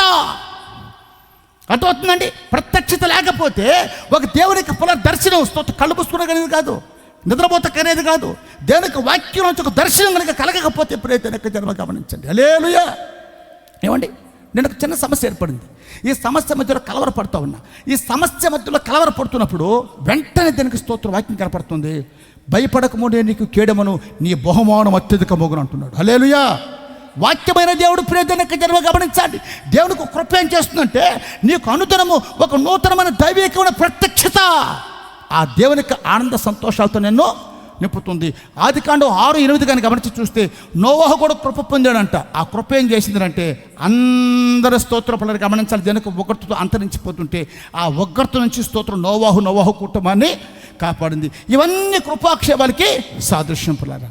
ఒకవేళ మీరు అడగొచ్చు, అయ్యా ఇప్పుడు దాకా నేను చెప్పిన దాంట్లో నా శరీర రోగం గురించి కానీ, నా అప్పుల గురించి కానీ, నా పెళ్లి గురించి కానీ, నా బిడ్డల గురించి కానీ ఒక్క మాట కూడా లేదే. ఏమంటే అపోస్తులుడు కానీ యేసుక్రీస్తు కానీ సువార్త ఎట్లా చెప్పారు? పరలోక రాజ్యం గురించి ప్రకటిస్తూ రోగును స్వస్థపరిచారంట. ఏం చేశారంట? ముందేం చేశారు వాళ్ళు? పరలోకపు నివాసాలు, పరలోకం ఎవరు వెళ్తారు, ఈ విషయాన్ని చెప్పుకుంటూ జనక జన్మ. అప్పుడు అవసరతను బట్టి స్వస్థపరిచారు. కానీ అపోస్తులు కానీ యేసుక్రీస్తు కానీ స్వస్థతలే ధ్యేయంగా, అద్భుతాలే ధ్యేయంగా, ఆశ్చర్యకారాన్ని ధ్యేయంగా పెట్టుకుని చేయాల. అర్థమవుతుందండి? మీరు గమనించండి, పేతురు ప్రసంగించుతూ ఉండగా పేతురు బోధ విన్న ప్రతి వారి మీదకి దేవునికి అభిషేకం దిగొచ్చిందట. అభిషేకం ఏం చేస్తుంది? నేను నూతన సృష్టిగా మార్చేస్తుంది. నేను అవయవాల పాడైపోయి కనుకుంటే, నీ కళ్ళు కనుక పాడైపోయి కనుకుంటే, నీ లివర్ కనుక పాడైపోయి కనుకుంటే, ప్రియజనక జన్మ గమనించండి, ఎక్కడ నీ స్థితిగతులు బాగలేవో, ఎక్కడ దుఃఖంతో ఉన్నావో ఆయన పేరే ఆదరణకర్త కనుక నేను ఆదరిస్తాడు, ఓదారుస్తాడు, ధైర్యపరుస్తాడు, నెమ్మదినిస్తాడు, పాడైపోయిన ప్రతి అవయవాన్ని బాగు చేయగలుగుతాడు. వాక్యం చెప్తుంది, మొదటి మీరు దేవునికి నీతిని వెతకండి, దేవునికి రాజ్యాన్ని వెతకండి, అప్పుడు భూలోక ముందు మీకు అన్ని అవసరమైనవన్నీ కూడా దొరుకును అంటుంది పిల్లలు. హల్లెలూయా. శబ్దం గడికి హల్లెలూయా. సంతోషంగా హల్లెలూయా. శబ్దం గడికి హల్లెలూయా. గమనించండి ప్రియజనక జన్మ, బ్రతుకు కలవతో కృపాక్షేమాలతో దేవుడు నింపాలని దేవుడు నిన్ను ఇష్టపడుతున్నాడు. ఈ వాక్యం విను, వాక్యం అంటే పిల్లరా మరి ఆకలింప చేసుకో, దాన్ని ఆలోచించు, వాక్య ప్రకారం జీవించడం కనుక నువ్వు కనుక ప్రారంభిస్తే దయా కృపా ప్రేమ కనికరము కలిగిన గొప్ప దేవుడు మహిమలో నీ ప్రతి అవసరత ప్రభు తీర్చునుగాక. 21 సంవత్సరం పిల్లలు పూర్తయిపోయి 22వ సంవత్సరంలో ప్రియజనక జన్మ రేపు మే నెల 23లో పిల్లలు మే నెల 23వ తారీఖు 22వ సంవత్సరానికి వెళ్తాం. ఈ 21 సంవత్సరాలుగా ప్రియజనక జన్మ మా వ్యక్తిగత అవసరం కోసం ఏది అడగలేదండి. దేవునికి సేవకు వచ్చాం, దేవునికి పరిచర్య కోసం వచ్చాం. దేవుడు మమ్మల్ని నడిచి తిప్పాడు కొద్దికాలం. ఆ తర్వాత రిక్షాలో కొద్దికాలం తిప్పాడు. ఆ రిక్షాలో సువార్తకు మేము వెళుతూ ఉంటే ఏమంటే బాక్సులు పెట్టుకొని, ఆంఫిలోబెర్లు పెట్టుకొని, ఇవన్నీ పెట్టుకుని వెళ్తుంటే కొంతమంది వచ్చి అడిగేవాళ్ళు, అన్న ఎక్కడ రికార్డింగ్ డ్యాన్స్ అని. ఎందుకంటే మాతో ఆడోళ్ళు కూడా వస్తారు కదంటే పాస్టర్ వాళ్ళంతా. ఏమంటే ఏదైనా ప్రాంతానికి వెళ్ళి మైకిల్ కడతా ఉంటే, అన్న ఎన్ని గంటలకు స్టార్ట్ అవుతుంది రికార్డింగ్ డ్యాన్స్? స్తోత్రం కడుగును కాకపోరా. ఇట్లా స్టార్ట్ అయితే మా సేవా జీవితం. నడిచి తిరిగాము, రిక్షాల మీద తిప్పాడు. స్తోత్రం. తర్వాత దేనికి జన్మ ఏమంటే బైకు, ఆ తర్వాత ఇంకో బైకు. పిల్లలు మా వ్యక్తిగతంగా ఏది మేము అడగలేదండి. ఈవెన్ ఈరోజు ప్రియజనక జన్మ అనేక రకాల రుగ్మతలతో స్తోత్రం వ్యాధులతో నింపబడ్డాం. 2024వ సంవత్సరంలో పిల్లరా విజయ హాస్పిటల్ కరస్పాండెంట్ సతీష్ కుమార్ రెడ్డి, విజయ హాస్పిటల్ కరస్పాండెంట్ పిల్లరా సతీష్ కుమార్ రెడ్డి ఏం చెప్పాడంటే, నువ్వు బతికేది ఒక్క నెల అని చెప్పాడు. నువ్వు బతికేది ఒకే ఒక నెల అని చెప్పాడు పిల్లలు. ఒకే ఒక నెల. స్తోత్రం. ఎందుకంటే నీ లోపల ఉన్నటువంటి ఆర్గాన్స్ అని దెబ్బతినిపోండి, పొట్టంతా కుళ్ళిపోయింది, పేగులన్నీ ముడిచిపోయింది, పేగులన్నీ కొన్ని ఉబ్బిపోయింది, నీ డైజెషన్ సిస్టమ్ అంతా టోటలీ ప్లస్ స్పాయిల్ అయిపోయింది, డ్యామేజ్ అయిపోయింది, నువ్వు బతికేది ఒక్క నెల మాత్రమే, అంతకంటే ఎక్కువ బతకడం చెప్పాడు. ఇప్పుడు ఏం చేయాలి చెప్పండి, ఇప్పుడు ఏం చేయాలి చెప్పండి? ప్రజనక జనమ ఒక్కరోజు కూడా మోకరించి, ప్రభా నన్ను స్వస్థపరచు, నన్ను ఆరోగ్యం తినిప్పు, అయ్యా నన్ను కనికరించు, నన్ను బతికించు, నేను ఒక్క మాట కూడా అడగలేదండి. నేను ఒక్క మాట కూడా అడగలేదు. ప్రజనక జనమ ఒకటే, ప్రభా సేవకులను లేవనెత్తు, నేను చనిపోయిన తర్వాత సేవ ఆగకూడదు, పరిచర్య ఆగకూడదు, పరిచర్య నిలబడకూడదు, పరిచర్య ఆగిపోకూడదు, ప్రభా పరిచర్య కొనసాగించబడాలా. నేను చనిపోయేటప్పుడు కొద్దిమంది సేవకులను చూసి కనుగొయ్యాలయ్యా, నా పట్ల దయ చూపించమని పిల్లలు ప్రార్థన చేస్తూ వస్తే, హల్లెలూయా స్తోత్రం కడుగు. ప్రభు చెప్పాడు ఏమండి, సామెతల గ్రంథం 9:11 అంటాడు, నువ్వు దీర్ఘాయుష్మంతుడు అవుతావు, నా వల్ల నువ్వు జీవించే సంవత్సరంలో. నేను అడగలేదండి ప్రభు నన్ను స్వస్థపరచమని, నన్ను బాగు చేయమని అడగలేదు. ప్రజలకు జన్మ నా రక్షణ అనుభవం ఎటువంటిదో తెలుసండి, ఎయిడ్స్ యొక్క కబంధ హస్తాల నుంచి దేవుడు నన్ను విడిపించాడు. హెచ్ఐవి ఉన్న వ్యక్తితో నేను అక్రమ సంబంధం ఏర్పాటు చేసుకుంటే, నాకు ఆమెకి సంబంధం ఏర్పడిన 6 నెలలకి ఆమె పురుగులు పడి చనిపోతే, ఆమెతో ఏకీభవించి నాకు తిరిగిపోతామే, ఆమెకు వ్యభిచారి, ఆమెతో ఏకీభవించిన అందరూ ఏడ్చొచ్చి చనిపోతే, ఏమండి ఆ దెబ్బే నన్ను ప్రభుత్వం నడిపించింది, ప్రభు పాదాలు పట్టుకునే విధంగా చేసింది. ప్రభు యొక్క సన్నిధిలో ప్రార్థించడం ప్రారంభించిన తర్వాత అది ప్రారంభ స్థితి కాబట్టి, అయ్యా నాకు తెలియక చేశాను, క్షమించు, నన్ను ఈ జబ్బు నుంచి బయటపడేయమంటే ఆ జబ్బు నుంచి నన్ను బయటపడేసాడు. ప్రయోజనక జన్మ అక్కడ నా జీవితం టర్న్ అయింది. అక్కడ ప్రభు దగ్గర నేను రావడం జరిగింది, అక్కడ ప్రభు నమ్ముకోవడం జరిగింది. ప్రభు నమ్మకం ముందుకెడుతూ ఉండగా 2003వ సంవత్సరం సెప్టెంబర్ 26వ తారీఖు ఒక ఉన్నతమైన పిలుపుతో దేవుడు నన్ను పిలవడం జరిగింది. పిల్లరా అది అప్పటి నుంచి చూస్తున్న శరీర బాగోగుల కోసం ఇంతవరకు ఒక ప్రార్థన కూడా చేసిన వ్యక్తిని కాదు. హల్లెలూయా. ఇర్మీయా గ్రంథం 30:17 ప్రభు చెప్పాడు, స్తోత్రం, నీకు నేను ఆరోగ్యాన్ని కలగజేస్తాను, ఏమంటే నా గాయములు నిన్ను స్వస్థపరుస్తాయి. నేను అడగలేదండి దేవుణ్ణి. కనుక జన్మ దేవుడు మాకు ఇచ్చినటువంటి కృపను మీకు పంచుతూ ఉన్నాం. ఈ జనక రాత్రికాల సమయంలో ఈ దేవునికి వాక్యాన్ని కనుక ఎంతమంది అయితే వినిపిలారా వాటిని మనసులో పెట్టుకొని జీవించే ప్రయత్నం చేస్తారో, నీ జీవితకాలం అంతా కృపాక్షేమాలు వెంబడి వస్తాయి. కృప ఏం చేస్తుందో తెలుసా అండి, దేవుని చేత నేను ఎన్నుక విధంగా ఏర్పరచబడే విధంగా చేస్తుంది. కృప ఏం చేస్తుందో తెలుసా, నీ చేతులు ఎలుగుబంటి దేవుని చూపిస్తూ దర్శనాన్ని కోల్పోయి అనుభవం చూపిస్తుందని చెప్పాను. అట్లాగే ఇప్పుడు వాళ్ళంతా రోమాలు ఉంటాయి ఈ ఎలుగుబంటికి. ఇది లోక సంబంధం తుచ్చమైనటువంటి పాపానికి, కోరికలకి సాదృశ్యంగా ఉంది. ఈరోజు పిల్లకాయలు వదులుకొని పెద్దల వరకు, వృద్ధుల వరకు అందరి జనమ ఏమండి కామేచ్ఛలతో, పాపేచ్ఛలతో నింపబడిపోయే స్తోత్రం జీవించే వ్యక్తులుగా ఉన్నారు. వాటన్నిటిలోంచి విడిపిస్తుంది, సాతాను చేతుల్లోంచి విడిపిస్తుందని ఈ కృపాక్షేమాల గురించి మీకు చెప్పడం జరుగుతుంది. హల్లెలూయా. ఈ కృపాక్షేమములన్నీ కూడా దావీదు పొందుకోవడానికి గల కారణం ఏమిటి? పిల్లలు దీన్ని చెప్పి నేను ముగిచ్చేస్తాను. హల్లెలూయా. చాలు అని వాళ్ళు చేతులు ఎత్తండి. మీరు చెప్పర్లేదు, నాకు తెలుసు. పిల్లరా కరెక్ట్గా 15 నిమిషాలు వాక్యం నేను ముగిస్తాను. 15 నిమిషాల్లో వాక్యం నేను ముగిస్తాను. దానికి జనమ గమనించారు పిల్లరా, రైట్. అయితే ఇప్పుడు దావీదు కృపాక్షేమను పొందుకోవడానికి కారణం ఏమిటి అని అంటే చూడండి పిల్లరా, మళ్ళీ మూలవాక్యంకి వెళ్ళిపోండి. కీర్తనల గ్రంథం 23వ కీర్తన 6వ కీర్తన 6వ వచనం. 23వ కీర్తన 6వ వచనం. నేను బ్రతుకు దినములన్నీ కృపాక్షేమములే నా వెంట వచ్చును. చిరకాలము యెహోవా మందిరములో నేను నివాసం చేసేదని గమనించండి. హల్లెలూయా. స్తోత్రం. దావీదు కోరిక ఏందో తెలుసా అండి, చిరకాలము నేను యెహోవా మందిరములో నివాసం చేయాలనుకుంటున్నాను అని మాట్లాడుతున్నాడు. ఇద్దరు పొడవుకొండ వ్యక్తులు, ఇద్దరు రండి, ఇద్దరు పొడవుకొండ వ్యక్తులు. నువ్వు రయ్యా వెనకాల, అది కష్టపడు నువ్వురా. అన్నితో పాటు నీలాగా పొడుగుండాలి ఇంకొక వ్యక్తి, నీలాగా పొడవుండాలి ఇంకొక మనిషి, ఇంకెవరైనా సరే. కొంచెం త్వరగా, టైం లేదు. ఇంకెవరైనా పొడవుగా ఉండే వ్యక్తి ఇంకెవరైనా సరే రండి, మీరు రండి చెప్తారండి. అది తీసుకో, ఫ్లెక్సీ తీసుకో. ఇది దీని ఒకరి కింద పెట్టయ్యా, దీని ఒకరి కింద పెట్టు. ఆ ఫ్లెక్సీ తీసుకో. నువ్వు కూడా పైకి వచ్చి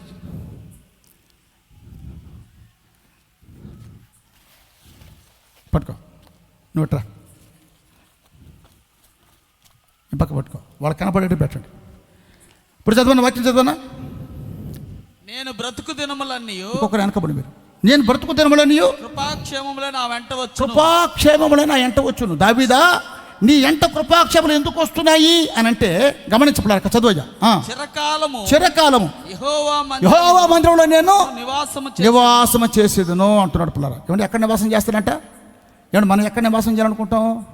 గమనించండి పిల్లలు. ఏమండి మన నివాసాలు ఎక్కడెక్కడో కోరుకుంటాం. స్తోత్రం కడుగును కాక. హల్లెలూయా. చాలామంది అనుకుంటారు, నాకు కనుక అవకాశం కనుకుంటే, నాకు కనుక వీలు కనుకుంటే, ఏమండి ఈ ఊటుకూరు ప్రాంతం వదిలిపెట్టి వింజమూరు ప్రాంతానికి వెళ్ళి ఒక మంచి స్తోత్రం ఇల్లు కట్టుకొని అక్కడ ఉండాలనుకుంటారు. మరి కొంతమంది అనుకుంటారు వింజమూరు కూడా కాదు కావలికి వెళ్ళాలనుకుంటారు. కొంతమంది కావలి కూడా కాదు విజయవాడకి వెళ్ళాలనుకుంటారు. కొంతమంది విజయవాడ కూడా కాదు హైదరాబాద్ అనుకుంటారు. కొంతమంది ఇప్పుడు హైదరాబాద్ కాదు వీళ్ళతో కొంతమంది ఢిల్లీకి అనుకుంటారు. కొంతమంది ఢిల్లీ కూడా కాదు అమెరికాకి అనుకుంటారు. ఎక్కడికనుకుంటారండి? అంటే మన నివాస స్థలాలు ఎక్కడ ఏర్పాటు చేసుకోవాలనుకుంటున్నాం మనము? ఈ భూమి మీద, అస్థిరమైనటువంటి భూమి మీద, ఈ పంచభూతముల లయమై కరిగిపోబోతున్న ఈ భూమి మీద మన నివాసం కోరుకుంటాము.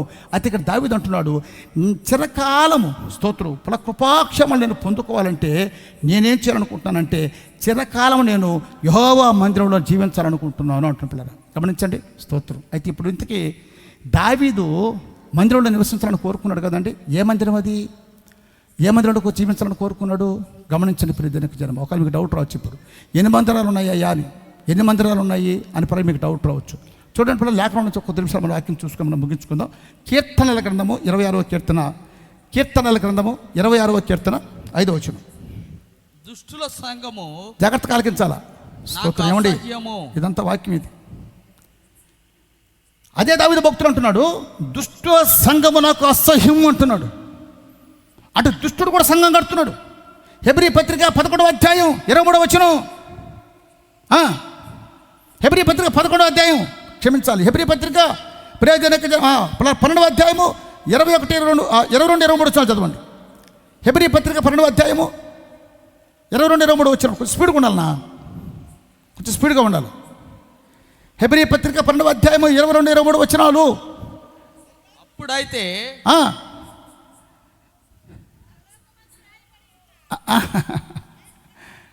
అక్కడ ఒక మైక్ ఇవ్వండి, అక్కడ ఒక మైక్ ఇవ్వండి, ఇక్కడ ఒక మైక్ ఇవ్వండి. ఎక్కడ స్పీడ్గా ఉంటాడు, ఎవరు అందుకుంటాడు ముందు వాళ్ళు, ఎందుకంటే టైం చాలదు కాబట్టి. ఏమండి? ఇప్పుడైతే సియోను కొండకును జీవము గల దేవుని పట్టణమునకును అనగా పరలోకపు యెరూషలేముకును వేవేల కొలది దూతల సమూహమునకును పరలోకమందు రాయబడి ఉన్న జ్యేష్ఠుల సంఘము స్తోత్రం. గమనించాలండి, ఇక్కడ పౌరు గారు చెప్తున్నారు జ్యేష్ఠుల సంఘము అని మాట్లాడుతున్నాడు. ఇక్కడ దావీదు చెప్తున్న మాట తెలుసా? దుష్టుడు మందిరము అంటే దుష్టుడు కూడా పడుతున్న మందిరాలు కడుతున్నాడు. వాడు కూడా ఏ పేరుతో కడుతున్నాడు తెలుసా అండి? యేసుక్రీస్తు పేరుతోనే సేవ చేస్తున్నాడు, యేసుక్రీస్తు పేరుతోనే సంఘాలు కడుతున్నాడు, యేసుక్రీస్తు పేరుతోనే సేవ చేస్తున్నాడు పిల్లరా. అందుకే మత్తయి సువార్త 24:24 ప్రతి జనమ అబద్ధ ప్రవక్తలు అనేక మంది ప్రబలి ఉన్నారు, జాగ్రత్తను వాక్యం హెచ్చరిస్తూ ఉంది. ఈ మాట చెప్పింది ఎవరు తెలుసా అండి? నేను కాదు ప్రియదినక జనమ. మత్తయి సువార్త 24:24 స్తోత్రం రాయబడిన మాట. అసలు సందర్భం ఏమిటి? నీ రాకడకు యుగ సమాప్తికి సూచనలేవి, నీ రాకడకు యుగ సమాప్తికి సూచనలేవి అని ప్రియజనక జన్మ శిష్యులు అడిగినప్పుడు 4వ వచనంలో చెప్తాడు, మిమ్మల్ని ఎవరు మోసం చేయకుండా చూసుకుని అన్నాడు. మోసం చేసేది ఎవరంటే యేసు ప్రభు చెప్పాడు 11వ వచనంలో, పిల్లరా అబద్ధ ప్రవక్త అని చెప్పాడు. 24వ వచనం దగ్గర కూర్చోబెట్టి అంటున్నాడు ప్రియజనక జన్మ, అనేక మంది అబద్ధ ప్రవక్తల ప్రబలి అవసరమైతే ఏర్పాట్లో ఉన్న వారిని సహితం మోసం చేయడం కోసం. అంతే మేకవని పులులు గొర్రెబొచ్చు కప్పుకున్నట్టు బట్టి తోడేళ్ళ లోపల జనక జన్మ ఆది ఘటసర్పం ఉన్నటువంటి అపవాది అబద్ధ ప్రవక్తలు దొంగ పోస్తులను అభిషేకించి వాళ్ళ చేత యేసుక్రీస్తు పేరుతోనే సంఘాలు కట్టిస్తూ ఉంది. వాళ్ళ చేతనే గమనించి యేసుక్రీస్తు పేరుతో పరిచయని చెప్పిస్తూ ఉంది జనక జన్మ. ఇక్కడ దుష్టుల సంఘము జ్యేష్ఠుల సంఘం అని వాక్యం మాట్లాడుతుంది. గమనించండి, దుష్టుల సంఘానికి స్తోత్రం క్రమం ఉండదు, దుష్టుడి సంఘానికి అభిషేకం ఉండదు, దుష్టుడి సంఘానికి ఉపదేశం ఉండదు, దుష్టుడి సంఘానికి గమనించండి పిల్లలండి పూర్తిగా దేవునికి ఉపదేశపు సత్యాలు తెలుగు దేనికి జనమ. అదే జ్యేష్ఠుల సంఘానికి అయితే పిన్ టు పిన్ వాళ్ళ క్రమము లేనిదే పరిచర్య చెయ్యరు దేనికి జనమ. గమనించాలి. ఏమండి? సేవాక్రమాలు మార్చబడ్డాయి స్తోత్రం పిల్లరా. మొట్టమొదటిగా ఇశ్రాయేలుల 12 ఫలములు, ఇశ్రాయేలుల 12 గోత్రాల 12వ ఫలము సేవ చేయాలి. వాళ్ళు సినాయి పర్వతం దగ్గర మోషే 10 ఆజ్ఞలు తీసుకురావడం కోసం వెళ్ళినప్పుడు వాళ్ళు ఆ అరణ్యంలో పాపం చేసినప్పుడు, విగ్రహార్థం చేసినప్పుడు దేవుడు మార్చుకున్నాడు, లేవీని కోరుకున్నాడు. లేవీలో నుంచి స్తోత్రం అహరోను పిల్ల సంతతిని కోరుకున్నాడు. అహరోను సంతతి కూడా లోపం ఉందని హెబ్రీ పత్రిక 11వ అధ్యాయము స్తోత్రం పిల్లలు గమనించి 7వ అధ్యాయము 11 నుంచి మనం కానీ గమనించి చూస్తే లేవీలు యాజకులై ఉండగా ధర్మశాస్త్రం ఇవ్వబడింది, వారిలో లోపం ఉంది, అందుకని యాజకుడు మార్చబడ్డాడు, యాజక ధర్మం మార్చబడిందని కొత్త నిబంధన కాలంలో మెల్కీషెదెకు క్రమంలోకి తీసుకొచ్చేసాడు. ఎక్కడ తీసుకొచ్చాడండి? మెల్కీషెదెకులోకి తీసుకొచ్చాడు దీనికి జన్మ. ఇప్పుడు గమనించాలి పిల్లరా, ఒకవేళ మీరు అడగొచ్చు, అయ్యా దావీదు ఏ మందిరాన్ని కోరుకున్నాడు, ఏ మందిరాన్ని కోరుకున్నాడు, ఏ మందిరాన్ని నివాసం చేయాలని కోరుకుంటున్నాడు అంటే మీరే చూడండి ప్రియజనక జన్మ. సమూయేలు రాసిన 2వ గ్రంథం 6వ అధ్యాయం మొదటి వచనం. సమూయేలు రాసిన 2వ గ్రంథం 6వ అధ్యాయం మొదటి వచనం. సమూయేలు రాసిన 2వ గ్రంథం 6 మొదటి వచనం. తీయండి, త్వరగా బైబిల్ తీయండి. తరువాత దావీదు, నేను రెఫరెన్స్ లేకుండా చెప్పుకొని వెళ్ళిపోగలుగుతాను, రెఫరెన్స్ చూపించాలా? రెఫరెన్స్ చూపించకపోతే చెప్పిన వాక్యానికి విలువ ఉండదని బాధతో పిల్లరా రెఫరెన్స్ చూపించడానికి సమయం లేదు ఇక్కడ. హల్లెలూయా. చదవమ్మా. తర్వాత దావీదు ఇశ్రాయేలీయుల్లో 30,000 మంది శూరులను సమకూర్చి బయలుదేరి కెరూబుల మధ్య నివసించు సైన్యములకు అధిపతికి యెహోవా నిబంధన మందసమును తీసుకుని రావడానికి వెళ్ళాడంట. 60 మంది శూరులను ఏర్పాటు చేసుకో. 60,000 ఎంతమంది అయ్యా? 30 మంది. పిల్ల గమనించాలి. సూర్యులను ఏర్పాటు చేసుకొని నిబంధన మందస్సము స్తోత్రం కడుగు నిబంధన మందస్సమును తీసుకురావడం కోసం వెళ్ళాడంట. అదే దినవృత్తాంతం మొదటి గ్రంథము 17వ అధ్యాయము మొదటి నుంచి గమనించి చూస్తే అక్కడ కూడా కొన్ని మాట్లాడి చదవండి. దావీదు తన ఇంటి నుండి ప్రవక్త నాతాను పిలిపించి, నేను దేవదారు మ్రాణులతో కట్టబడిన నగరులో నివాసము చేయుచున్నాను, యెహోవా నిబంధన మందసము తెరల చాటున ఉన్నదని చెప్పాడు. యెహోవా నిబంధన మందసం తెరల చాటున ఉంది అని మాట్లాడుతున్నాడు. స్తోత్రం. అందరూ తలకాయ పైకెత్తున్నామా? ఇప్పుడు దావీదు ఏ మందిరం కోరుకున్నాడు? దావీదు ఏ మందిరంలో నివసించాలని కోరుకున్నాడు? దావీదు ఏ మందిరం కోరుకున్నాడంటే నిబంధన మందసం ఉండే మందిరం. ఇదిగో మందసం ఇది నిబంధన మందసం, ప్రియదేనక జన్మ. నిబంధన మందసం పెట్టబడినటువంటి ప్రియదేనక జన్మ స్తోత్రం మందిరం ఏది అని అంటే ప్రత్యక్షపు గుడారం. ఈ ప్రత్యక్షపు గుడారం ఇందాక చెప్పానే, దుష్టుడు సంఘము అని చెప్పాను, జ్యేష్ఠుల సంఘం అని చెప్పాను. జ్యేష్ఠుల సంఘం ఏమిటంటే ఆడే హెబ్రీ పత్రిక 12:23 అంటున్నాడు, పరలోక రాజ్యంలో రాయబడిన జ్యేష్ఠుల సంఘం అని చెప్పి రాశాడు. అంటే పరలోక రాజ్యంలో ఒక మందిరం పేరు రాయబడి ఉంది. పిల్లరా ఏదైనా తోట ఒక మందిరం. స్తోత్రం. నోవాహువాడు ఒక మందిరం. ప్రియదేనక జనమ గమనించండి. ఏమంటే మొట్టమొదటిగా దేవునికి మందిరపు ఆకారంలో కట్టబడిన మందిరం అయినటువంటి ప్రత్యక్ష గుడారం ఒక మందిరం. నెహెమ్యా కాలంలో కట్టబడిన మందిరం, జెరుబ్బాబెలు కాలంలో కట్టబడిన ఒక మందిరం, సొలొమోను కాలంలో కట్టబడినటువంటి ఒక మందిరం. అంటే ఈ మందిరాల పేర్లు దేని కూడా పరలోక రాజ్యంలో రాయబడలేదండి. పరలోక రాజ్యంలో దేని పేరు అయితే రాయబడి ఉంటుందో అదే జ్యేష్ఠుల సంఘం. హల్లెలూయా. అదవుతుందండి. ఇప్పుడు పరలోక రాజ్యంలో దేని పేరు రాయబడింది? 15:5 ప్రకటన. 15:5. సమయం చాలక నేను పరిగెత్తాల్సి వస్తుంది. ఎంతమందికి అర్థమవుతుందో నాకైతే తెలియదు. కానీ ఏమంటే నిజంగా ఆత్మ సముద్రం కనుకైతే దాన్ని వడిసి పట్టుకుంటారు. దాన్ని జన్మ గమనించాలి. ఏమండి శరీర సముద్రం మేము ఏం చేయలేదు. అటు తర్వాత నేను చూడగా సాక్ష్య గుడార సంబంధమైన పరలోకమందు తెరవబడి ఉన్న సాక్ష్య గుడార సంబంధమైన దీనికి పిల్లగబడి ప్రత్యక్ష గుడారం, సాక్ష్యపు గుడారం అని కొన్ని పేర్లు ఉన్నాయి. ఈ సాక్ష్యపు గుడార సంబంధమైనటువంటి మందిరము పరలోక రాజ్యంలో. స్తోత్రం. అంటే పరలోక రాజ్యంలో ఏముందంట? ఒక మందిరం ఉంది. ప్రకటన గ్రంథం 11వ అధ్యాయం స్తోత్రం చివరి వచనం చదవండి. ప్రకటన 11 చివరి వచనం. మరియు ఏమంటే పరలోకంలో ఏముందంట? అదవుతుందండి దేవుని యొక్క మందిరం. హెబ్రీ పత్రిక 8:5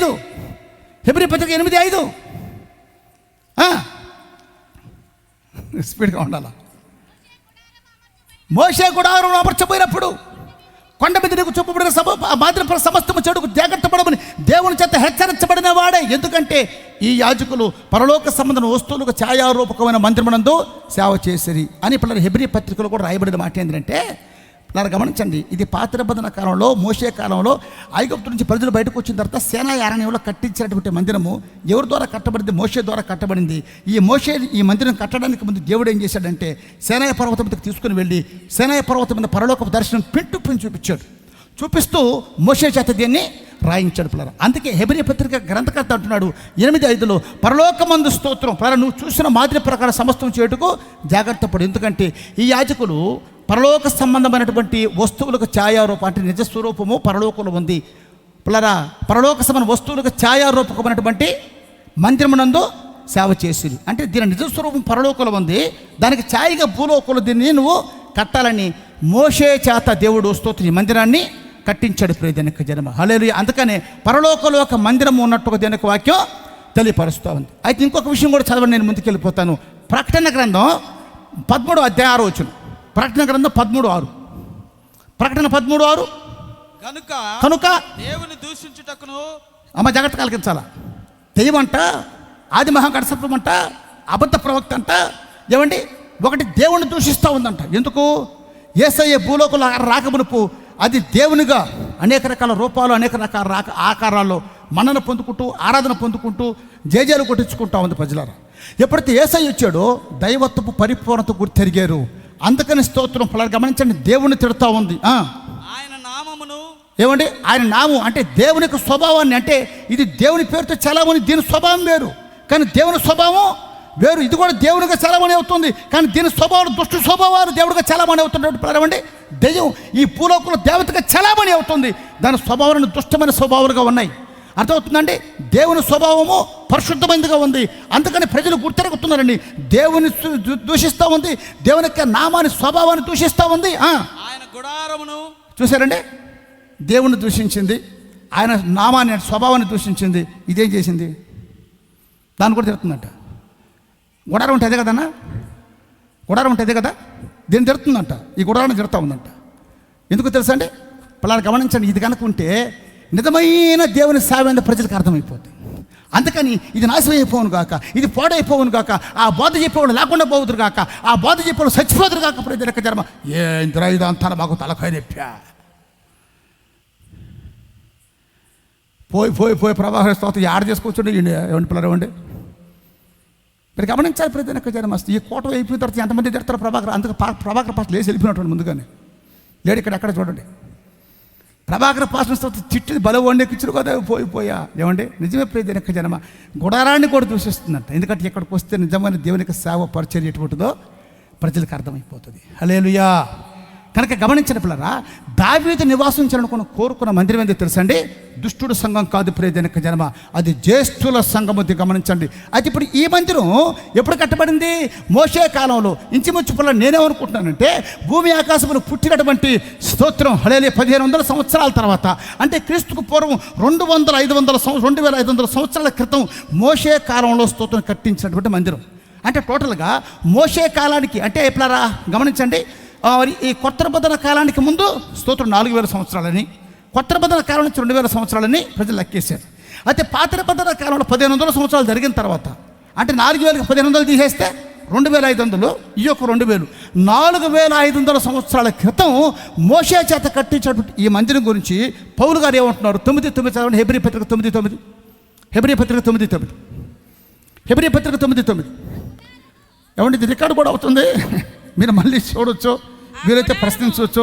ఏమంటే సమయం చాలితే నేను దూకి వెళ్ళిపోతున్నాను, ఏమంటే దూకి వెళ్ళిపోతున్నానని మాత్రం హల్లెలూయా స్తోత్రం. ఏమంటే తప్పుగా మాత్రం అర్థం చేసుకోవాలి, సమయం చాలదు కాబట్టి. అంటే ఇది బైబిల్ స్టడీ కూడా కాదు, మీకు అర్థం అవ్వాలనే ఉద్దేశంతో మాత్రం చెప్పుకో. ఎందుకంటే వచ్చిన తర్వాత సత్యం చెప్పకుండా పోతే నేను దేవుని దగ్గర దోషం అయిపోతాను. అంటే ప్రభాకర్ గారిని సంతోష పెట్టాలనో వెనక మా మామ కూర్చోన్నాడు, ఏమండి మా మా వెనకాల కూర్చోన్నాడు, వార్త వింటాడు, విన్న తర్వాత వేస్తాడు. చూడు ఆయన కదా దేవుడు పల్లె. ఏమండి ఎవరికి? ప్రభాకర్ పాస్టర్కి వేస్తాడు. ముందు వేసేదంటే ఆయనే, మా మామయ్య వెనకాల ఉన్నాడు.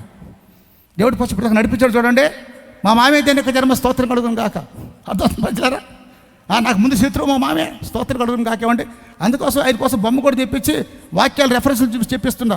ఎందుకంటే వాడు తాగేసి చెప్పిన వాక్యం ఉంటుంది. చెప్పేస్తున్న మాట అట్ట ఊరు అరిచేదే స్తోత్రం తాగేసి కదా మాట్లాడిందే. ఏమంటే అందుకని బొమ్మ కూడా తెచ్చిన స్తోత్రం ఈరోజు పర్లేదు గమనించండి. ఏమంటే నేను చెప్తున్న మాట్లాడగా చూడండి. హెబ్రీ పత్రిక 9:9 చదవండి. ఆ గుడారము ప్రస్తుత కాలమునకు ఉపమానముగా ఉన్నది. ఎప్పుడు కాలానికంట? ఎప్పుడు కాలానికంట? ఉప్మాగా కాదు.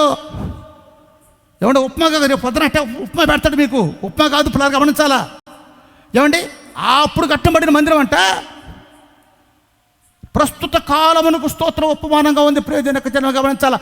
ప్రపంచంలో ఎవరు సేవ చేసిన ఇది మాదిరి అర్థమవుతుందండి. ప్రపంచంలో ఎవరు సేవ చేసిన మాదిరి పునాదులు పాడైపోతే నీతిమంతుడు ఏం చేస్తారు? ప్రపంచం ఎవరు సేవ పెంతుకోస్తులు చేయి, ఏసన చేయి, బక్సింగ్ చేయి, బక్సింగ్ గారు ఫెలోషిప్ చేయనివ్వండి, బ్రదర్ ఫెలోషిప్ చేయనివ్వండి, ఎన్నిటి రావచ్చు లోతులను ఆర్సీఎం పిల్లలు గమనించాలి. క్రీస్తు సంఘాలు ఎంతమంది అయితే స్తోత్రం పరిచయం చేస్తున్నారో ప్రతి ఒక్కరికి స్తోత్రం పునాది ఇదే. పిల్లల పునాదులు పాడైపోతే నీతిమంతుడు ఏం చేస్తారని వాక్యం తెలియపరుస్తుంది. పునాదులు లేకుండా సేవ చేసే సంఘాలు సావుకులు జాగ్రత్త దొరక జన్మ. ప్రభు యొక్క రాకడ అంతిమ దినాల్లో మనం ఉన్నాం. ప్రభు దగ్గర రేపు లెక్క అప్పగించాలి. దావీదు ఏ మందిరం కోరుకున్నాడు తెలుసా అండి? దుష్టుడి మందిరం కాదు, దొరక జన్మ జ్యేష్ఠుల మందిరం కోరుకున్నాడు. హల్లెలూయా. అర్థమవుతుందండి. ఇప్పుడు ఈ మందిరంలో ఏముంది? ఎందుకు కృపాక్షమ తిరపబడ్డాడంటే, అమ్మా యెషయా గ్రంథం 2వ అధ్యాయము 2 నుంచి మనం కానీ గమనించి చూస్తే, అంత్యదినములలో పర్వతములకు పైగా యెహోవా మందిర పర్వత శిఖరం మీద స్థిరపరచబడుతుంది. అక్కడికి సియోను నుంచి ధర్మశాస్త్రం, యెరూషలేము నుంచి దేవుని యొక్క వాక్కు బయలుదేరి వస్తుంది. పిల్లరా అప్పుడు అంటాడు, యాకోబు దేవుని యొక్క మందిరమునకు పోదుమని అనేక మంది చెప్పుకుంటారంట. ఎందుకంటే అక్కడికి వెళితే దేవుని యొక్క కట్టడలు మనకి బోధింపబడతాయి. హల్లెలూయా. దేవుని యొక్క కట్టడలు మనకు బోధింపబడతాయి అని వాక్యం అందుకని దావీదు ఏం చేశాడంటే దేవుని కట్టడలు బోధించేటటువంటి స్థలం, దేవునికి కట్టడలు బోధించేటటువంటి మందిరాన్ని కోరుకున్నాడు దేవునికి జన్మ. అయితే గమనించపిల్లరా, స్తోత్రం. తొందరగా నేను ముగిచ్చేస్తానండి, మీరు ఏమనుకోవద్దు పిల్లరా. అయితే ఇప్పుడు ఈ మందిరంలో ఏముంది? ఇప్పుడు ఈ మందిరంలో ఏముంది? ఎందుకు దావీదు కృపాక్షేమత నింపబడ్డాడంటే గమనించపిల్లరా, నిర్గమకాండం 27వ అధ్యాయం మొదటి వచ్చింది చదవండి. త్వరగా ముగిచ్చేస్తానండి, మీరు చేతులు ఎప్పుడు పడుతున్నాయ్యా. మరియు 5 మూరల పొడుగు, మరియు 5 జాగ్రత్త కలిగించాలమ్మా. మరియు మీరు 5 మూరల పొడుగు, 5 మూరల వెడల్పున్న పీఠమును తుమ్మకరతో నీవు చేయవలను. ఆ బలిపీఠం తుమ్మకరతో నువ్వు చేయవలను. ఆ బలిపీఠము చచ్చౌకముగా ఉండవలను. చాలు, బలిపీఠము చచ్చౌకముగా ఉండవలను. పిల్లలు అందరు తలకాయలు పైకెత్తి, ఎందుకంటే రెఫరెన్స్లు చదివిస్తే పూర్తి సమయం చాలుదని పిల్లలు మీకు నేను రెఫరెన్స్లు చదివించట్లేదు. అందరు పైకెత్తి చూస్తే ఏమంటే బలిపీఠం అంటే ఇది మందిరం, ఇది మందిరం ప్రియ జనక జన్మ. పిల్లలు గమనించండి, దీని కొలతలు ఉన్నాయి, సమయం చెప్పే సమయం చాలు దగ్గర ముందుకు వెళ్ళిపోతున్నాను. ఈ మందిరంలో లోపలికి రాగానే ముందుగా అనిపించింది అంటే బలిపీఠం. ఏంటంటే బలిపీఠం. ఈ బలిపీఠం గురించి నిర్గమకాండం 27వ అధ్యాయంలో పిల్లలు కొన్ని వచనాలు క్లుప్తంగా విపులంగా పిల్లలు రాయబడ్డాయి. మందిరంలోకి వెళ్ళంగానే ముందుగా అనిపించేది స్తోత్రం బలిపీఠాలు. ఇలా గమనించండి, ఈరోజు మందిరాలు బలిపీఠం లేదు. బలిపీఠం అంటే త్యాగము, సమర్పణ. పిల్లరా, దావీదంట మందిరంలోకి ఎందుకు వెళ్ళాలని కోరుకున్నాడంటే దావీదుకి పిల్లల త్యాగాన్ని, సమర్పణని నేర్పిస్తూ ఉంది. అది ఇప్పుడు ఈ బలిపీఠం పిల్లరా కనిపిస్తుందని బలిపీఠం ఇది ఎట్ట తయారు చేయబడిందంటే తుమ్మకాయ తీసుకొని ఇతరులకు పొదిగించి 5 మూరలు వెడల్పు, 5 మూరలు పిల్లలు గమనించండి పొడవు చచ్చౌకంగా చేసి 3 మూరలు ఎత్తు స్తోత్రం పిల్లలకి పెట్టి దీనికి దీనికి స్తోత్రం పెట్టిగా తయారు చేసిన తర్వాత 4 పక్కన 4 కొమ్ములు పెట్టారంట. 4 పక్కన 4 కొమ్ములు పెట్టారు. హల్లెలూయా, స్తోత్రం. పిల్లలు గమనించండి, ఇప్పుడు ఈ బలిపీఠం ఎవరంటే మనకే చూపిస్తూ ఉంది, మన సాదృశ్యంగా చూపిస్తుంది.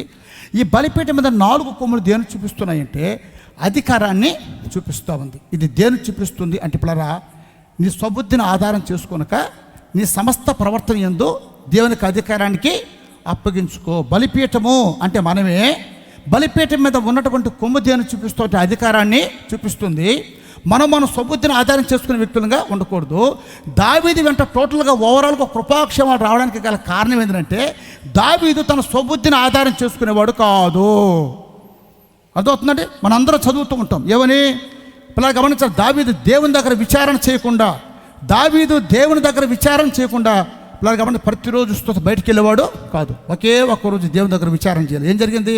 మిద్దె ఎక్కడం, ఏమంటే బెస్తబాను చూడడం, చేయకూడని పాపం చేయడం, జీవితంలో అనేక రకాల విపత్తులు ఎదుర్కోవడం జరిగింది.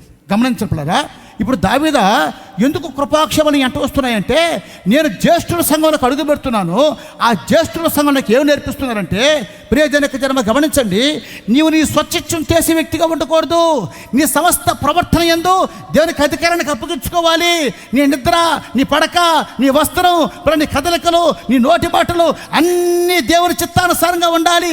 ఎందుకంటే యేసయ్య చెప్తున్నాడు ప్రియ జనక జన్మ, తండ్రి నీవే నాకు ఒక శరీరమును అమర్చితివి. ఎందుకంటే గ్రంథపు చుట్టలో నన్ను గురించి రాయబడిన ప్రకారంగా ఇదిగో నీ చిత్తము చెడుకు నేను దిగి వచ్చున్నాను. యేసుక్రీస్తు పలికిన మాటలు కీర్తన గ్రంథంలో దావీదు కూడా పలుకుతాడు, ఈ శరీరం నీవిచ్చింది ఎందుకంటే నీ చిత్తము చేయ నిమిత్తమే. హల్లెలూయా.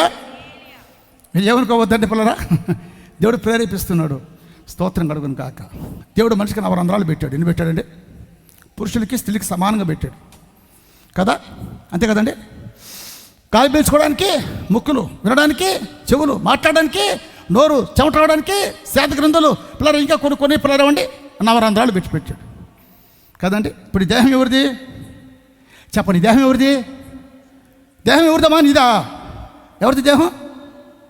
ఎవరిది? స్తోత్రం. ఇప్పుడు ఈ దేహం దేవుని అన్నప్పుడు రేపు ఈ దేహంతో చేసిన వాడిని దేవుని తెలియదు, అక్కడ తడలేదా? దేవుడు 2 తొర్రెలు ఇచ్చాడు కదా, మళ్ళీ ఏడెందుకు తొర్రి? ఇక్కడ ఎందుకు తొర్రి? ఏమంటే మీరు గమనించాలా, ఇప్పుడు వీళ్ళు దేవుని చిత్తం చేసేవాళ్ళైనా దేవుని అధికారానికి అప్పగించుకున్న వాళ్ళ ఏడ కాదు, ఈ ఏడ రేపు అడగతాడు. ఈ చెల్లెందుకు పడింది అడగతాడు రేపు దేవుడు. ఈ చెల్లెందుకు పడి కొంతమంది కాంపిటీషన్ ఎక్కడొకటి చిరు మొత్తం ఇదిగో ఏడొకటి ఉంది. ఈ బిట్టు ఒకటి చూసారా? ఈ బిట్టు ఇది చిన్న బిట్టు, ఇది ఏమంటుంది దానికి కూడా స్తోత్రం ఒక తొర్రి. అర్థమవుతుందండి? పైత్యం ఎక్కువైపోయి ఈరోజు క్రైస్తవులకి గమనించాలి. చాలా మంది జనసేన ఒకరికి ఏం చేస్తున్నారు తెలుసా అండి? అవన్నీ బాగొట్టి ప్రజలకు జనమా ఇదిగో ముక్కుకి ఆడేస్తున్నారు. ముక్కుకి ఒకప్పట్లో పంచి దొన్నపోతులకి మాటే ఏమైనటువంటి దొన్నపోతులకి ఏడేసేవాళ్ళు ముక్కుకి ఇప్పుడు పెద్ద రింగు ఒకటి స్తోత్రం కడుగుని కాకపోతే కొంతమంది ఇదిగో ఈ ముక్కుకి వేస్తారంట. మీరందరూ ఎవరు తెలుసా అండి? స్తోత్రం దేవుని చిత్తం చేయనటువంటి ప్రజలు జనక జన్మ. స్తోత్రం. రేపు రాకడలడువు కొనుపోబడు. ఎందుకు కృపాక్షేమం ఎంత వచ్చాయంటే దావీదు అంటున్నాడు, మీరు గమనించారా, అక్కడ నా అధికార ప్రకారం జీవించడానికి అవకాశం ఉండదు అక్కడ, ఎందుకంటే అది నేర్పిస్తారు నాకు అక్కడ.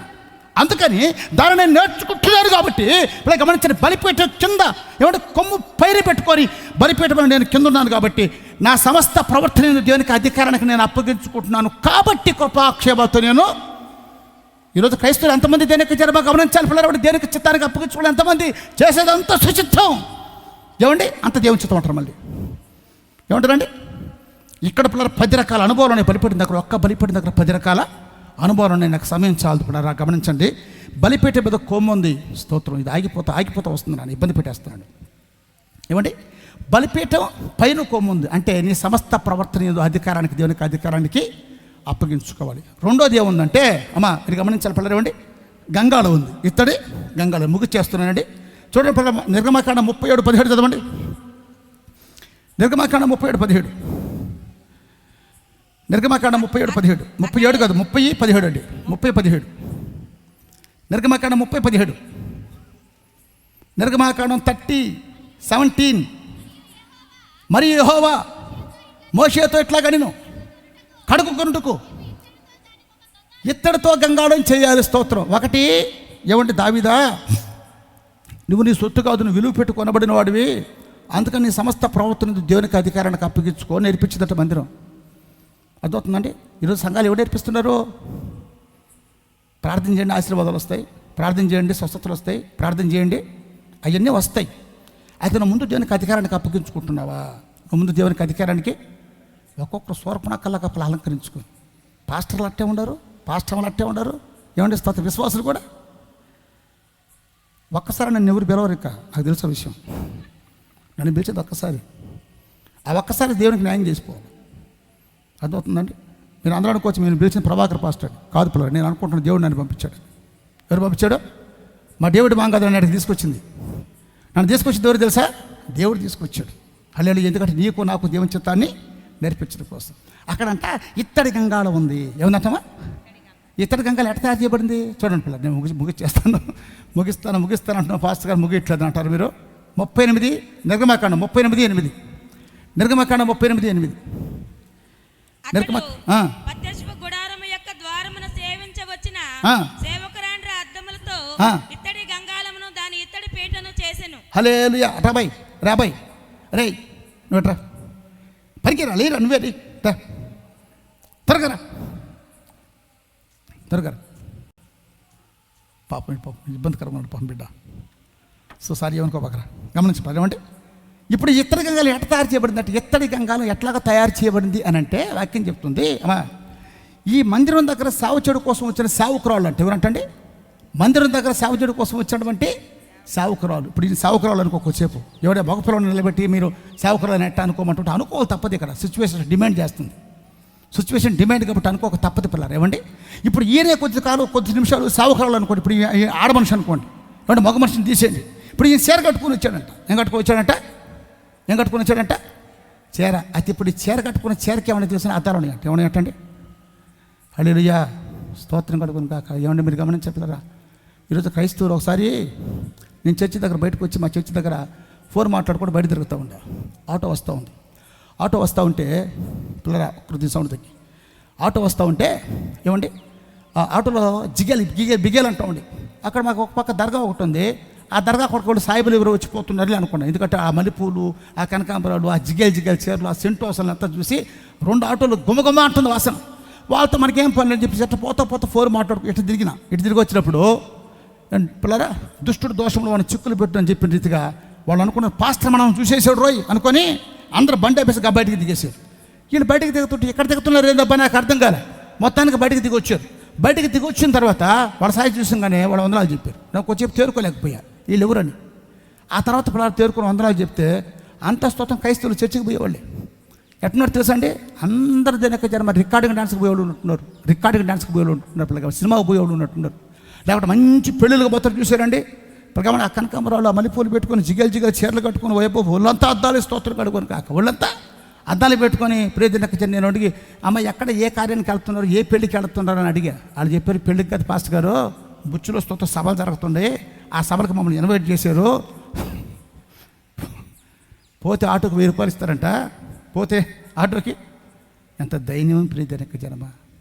తిరుపతికి వెళ్ళు, తిరుమలకి వెళ్ళు, అయ్యప్పకి వెళ్ళు, ఆడికెళ్ళు, ఏడకెళ్ళు, ఏ పూజారన్నా ఏ హిందువు అయినా డబ్బులు ఇచ్చి కొట్టానికి పిలిచారా? డబ్బులు ఇస్తే కానీ కొట్టడానికి రావు నువ్వు. ఎంత దైన్యంగా మారిపోతుంది క్రైస్తవ సమాజం జనక జనమ. జాగ్రత్త. సావుకుడు సావుకురాలు విశ్వాసి దేవుని దగ్గర లెక్క అప్పగించాలి ప్రియజనక జనమ. అర్థమవుతుందండి. తలుకులు గిలుకులుగా ప్రియజనక జన్మ స్తోత్రం పేరుకు మాత్రం క్రైస్తవులు. ఇప్పుడు ఏం చేసారు తెలుసా?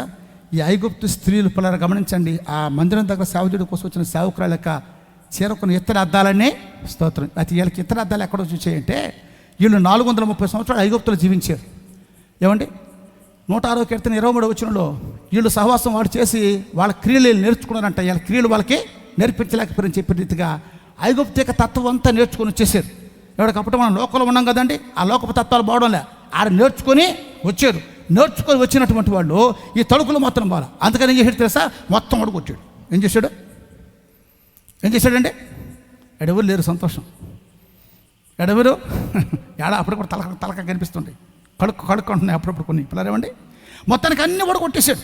అన్ని వడగొట్టి ప్రియజనక జనమ గమనించండి. అప్పుడు స్తోత్రం ఇత్తడి గంగాలని తయారు చేయించాడు. అర్థమవుతుందండి. ఇప్పుడు గమనించండి. పోయా నువ్వు ఏమండి? ఇప్పుడు గమనించాలి.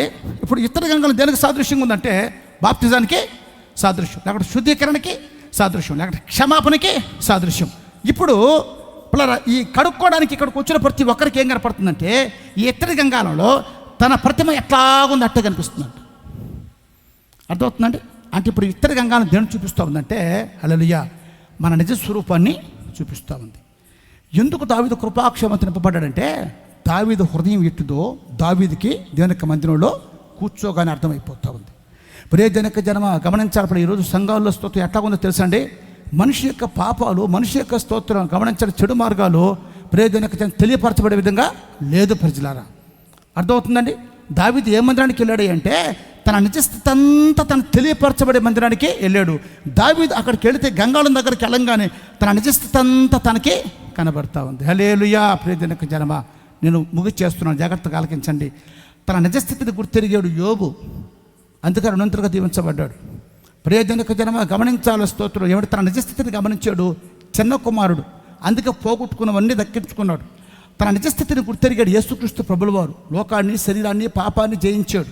ఏమంటే నీ చిత్తమైతే ఈ పాత్రను ఎదురు నుంచి తొలగించమని చెప్పిన యేసయ్య ఏమంటే గమనించి నా కోసం నియమించబడిన పాత్రలు నేను తాగకుండా మానతన వద్దు అని చెప్పిన ఆయనే మళ్ళీ తాగతారని అర్థమవుతుందండి. స్తోత్రం. ఆయన చిత్తాన్ని తండ్రి నీ చిత్తమైతే ఈ పాత్రను ఎదురు నుంచి తొలగించు అన్నాడు. కానీ పరలోక స్వరం ఏమైనబడుతుంది? నిన్ను నలగొట్టుట నాకు ఇష్టం, నీ జుట్టు బట్టి పెరగడం నాకు ఇష్టం, నీ గడ్డం బట్టి పెరగడం నాకు ఇష్టం, నీ ఈ పొంత సాడు సాలుగా దున్నడం నాకు ఇష్టం. పరలోకపు తండ్రి చిత్తం యేసయ్య గుర్తెరిగాడు. తండ్రి చిత్తానికి అప్పగించుకున్నాడు. తన నిజ స్వరూపాన్ని గుర్తెరిగాడు. లోకాన్ని, శరీరాన్ని, పాపాన్ని జయించగలిగాడు. మరణాన్ని జయించి జనక జన్మ తిరిగి లేచాడు. జయవీరుడుగా మార్చబడ్డాడు. ప్రజలారు గమనించాలి. జనక సన్నిధానంలో స్తోత్రం. మన నిజస్థితిని మనం కానీ గుర్తిరిగితే గమనించండి. ఏమండి యోబు వలె రెండంతలుగా దీవించబడతాం. చిన్న కుమారుడు వాళ్ళు ఏమైతే పోగొట్టుకున్నావో అన్నీ దక్కించుకుంటాం. మన నిజస్థితిని మనం కానీ గుర్తిరిగితే జయిస్తాం. ఇప్పుడు గమనించాలి. ఏమండి దావీదుకు కృపాక్షేమాలు ఎంట రావడానికి గల కారణం ఏంటంటే జ్యేష్ఠుల సంఘంలో నిలబడ్డాడు. ఒకటి. రెండవది ప్రియజనక జనమ ఆ జ్యేష్ఠుల సంఘంలో దేవునికి అధికారానికి అప్పగించుకున్నాడు. రెండవది. మూడవది తన నిజస్థితి అంతా గుర్తిరిగి తన స్థితి అంతటి దేవుని చేతులకి అప్పగించుకొని తండ్రి నేను పాపిని, నువ్వు నన్ను పరిశుద్ధపరచు, నా పాపములన్నీ ఎర్రగా కెంపు వలె ఉన్నప్పటికీ గొర్రెబొచ్చు వలె తెల్లగా నువ్వు నన్ను కడుగు, నీ రక్షణ ఆనందం నా ఎద్దు నుంచి తోసివేయద్దు.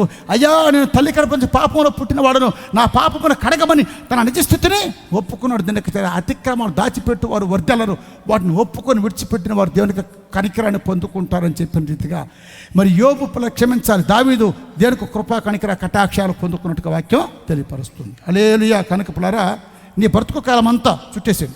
నీ బ్రతుకు కాలం అంతా కృపాక్షేమాన్ని ఎంట రావాలి అని అంటే జ్యేష్ఠుల సంఘంలో నిలబడి. ఎక్కడ నిలబడా అర్థమవుతుందండి. రెండవది ప్రియజనక జన్మ నీ బ్రతుకు కాలం అంతా కృపాక్షేమాన్ని ఎంట రావాలంటే నువ్వు దేవునికి అధికారానికి అప్పగించుకో. మూడవది నీ బ్రతుకు కాలం అంతా కృపాక్షేమాన్ని ఎంట రావాలి అని అంటే ప్రియజనక జన్మ మూడవదిగా గమనించాలా, నీ నిజస్థితిని ప్రతి క్షణం నువ్వు గమనిస్తూ ఉండాలి. హల్లెలూయా. నలుగురిలో ఉన్నావే అప్పుడు నీ నిజస్థితి అనేది కరెక్ట్ కాదు. ఒంటరిగా ఉన్నప్పుడు, ఒంటరిగా ప్రయాణం చేస్తున్నప్పుడు, ఒంటరిగా ఇంట్లో ఉన్నప్పుడు, ఒంటరిగా ఎక్కడైనా ఉన్నప్పుడు నీకు వచ్చే ఆలోచనలు ఉన్నాయే అది కరెక్ట్. నలుగురిలో ఉన్నప్పుడు కరెక్ట్ కాదు. నువ్వు నలుగురిలో ఉన్నప్పుడు నటనతో కూడుకున్నటువంటి జీవితం ప్రియజనక జన్మ. నువ్వు ఒంటరిగా ఉన్నప్పుడు, నువ్వు సింగిల్గా ఉన్నప్పుడు, ఒంటరిగా ఇంట్లో ఉన్నప్పుడు, ఒంటరిగా ప్రయాణం చేస్తున్నప్పుడు, ఒంటరిగా బైక్ మీద వెళ్తున్నప్పుడు, ఒంటరిగా కారులో వెళ్తున్నప్పుడు, ఒంటరిగా నీ చేతిలో సెల్ ఫోన్ పట్టుకున్నప్పుడు, అప్పుడే నీ నిజస్థితి అని దీనికి తెలుస్తుంది. నీ నిజస్థితిని ఎవరైతే గ్రహిస్తారో, దాన్ని ఒప్పుకొని ఎవరైతే వదిలిపెడతారో వారు దేవుని కృపా కనికర కటాక్షాలను పొందుకుంటారు. ఇట్టి కృప మనందరికీ ప్రభు దయచేయునుగాక. హల్లెలూయా, స్తోత్రం. అందరి పైకి నిలబడదాం.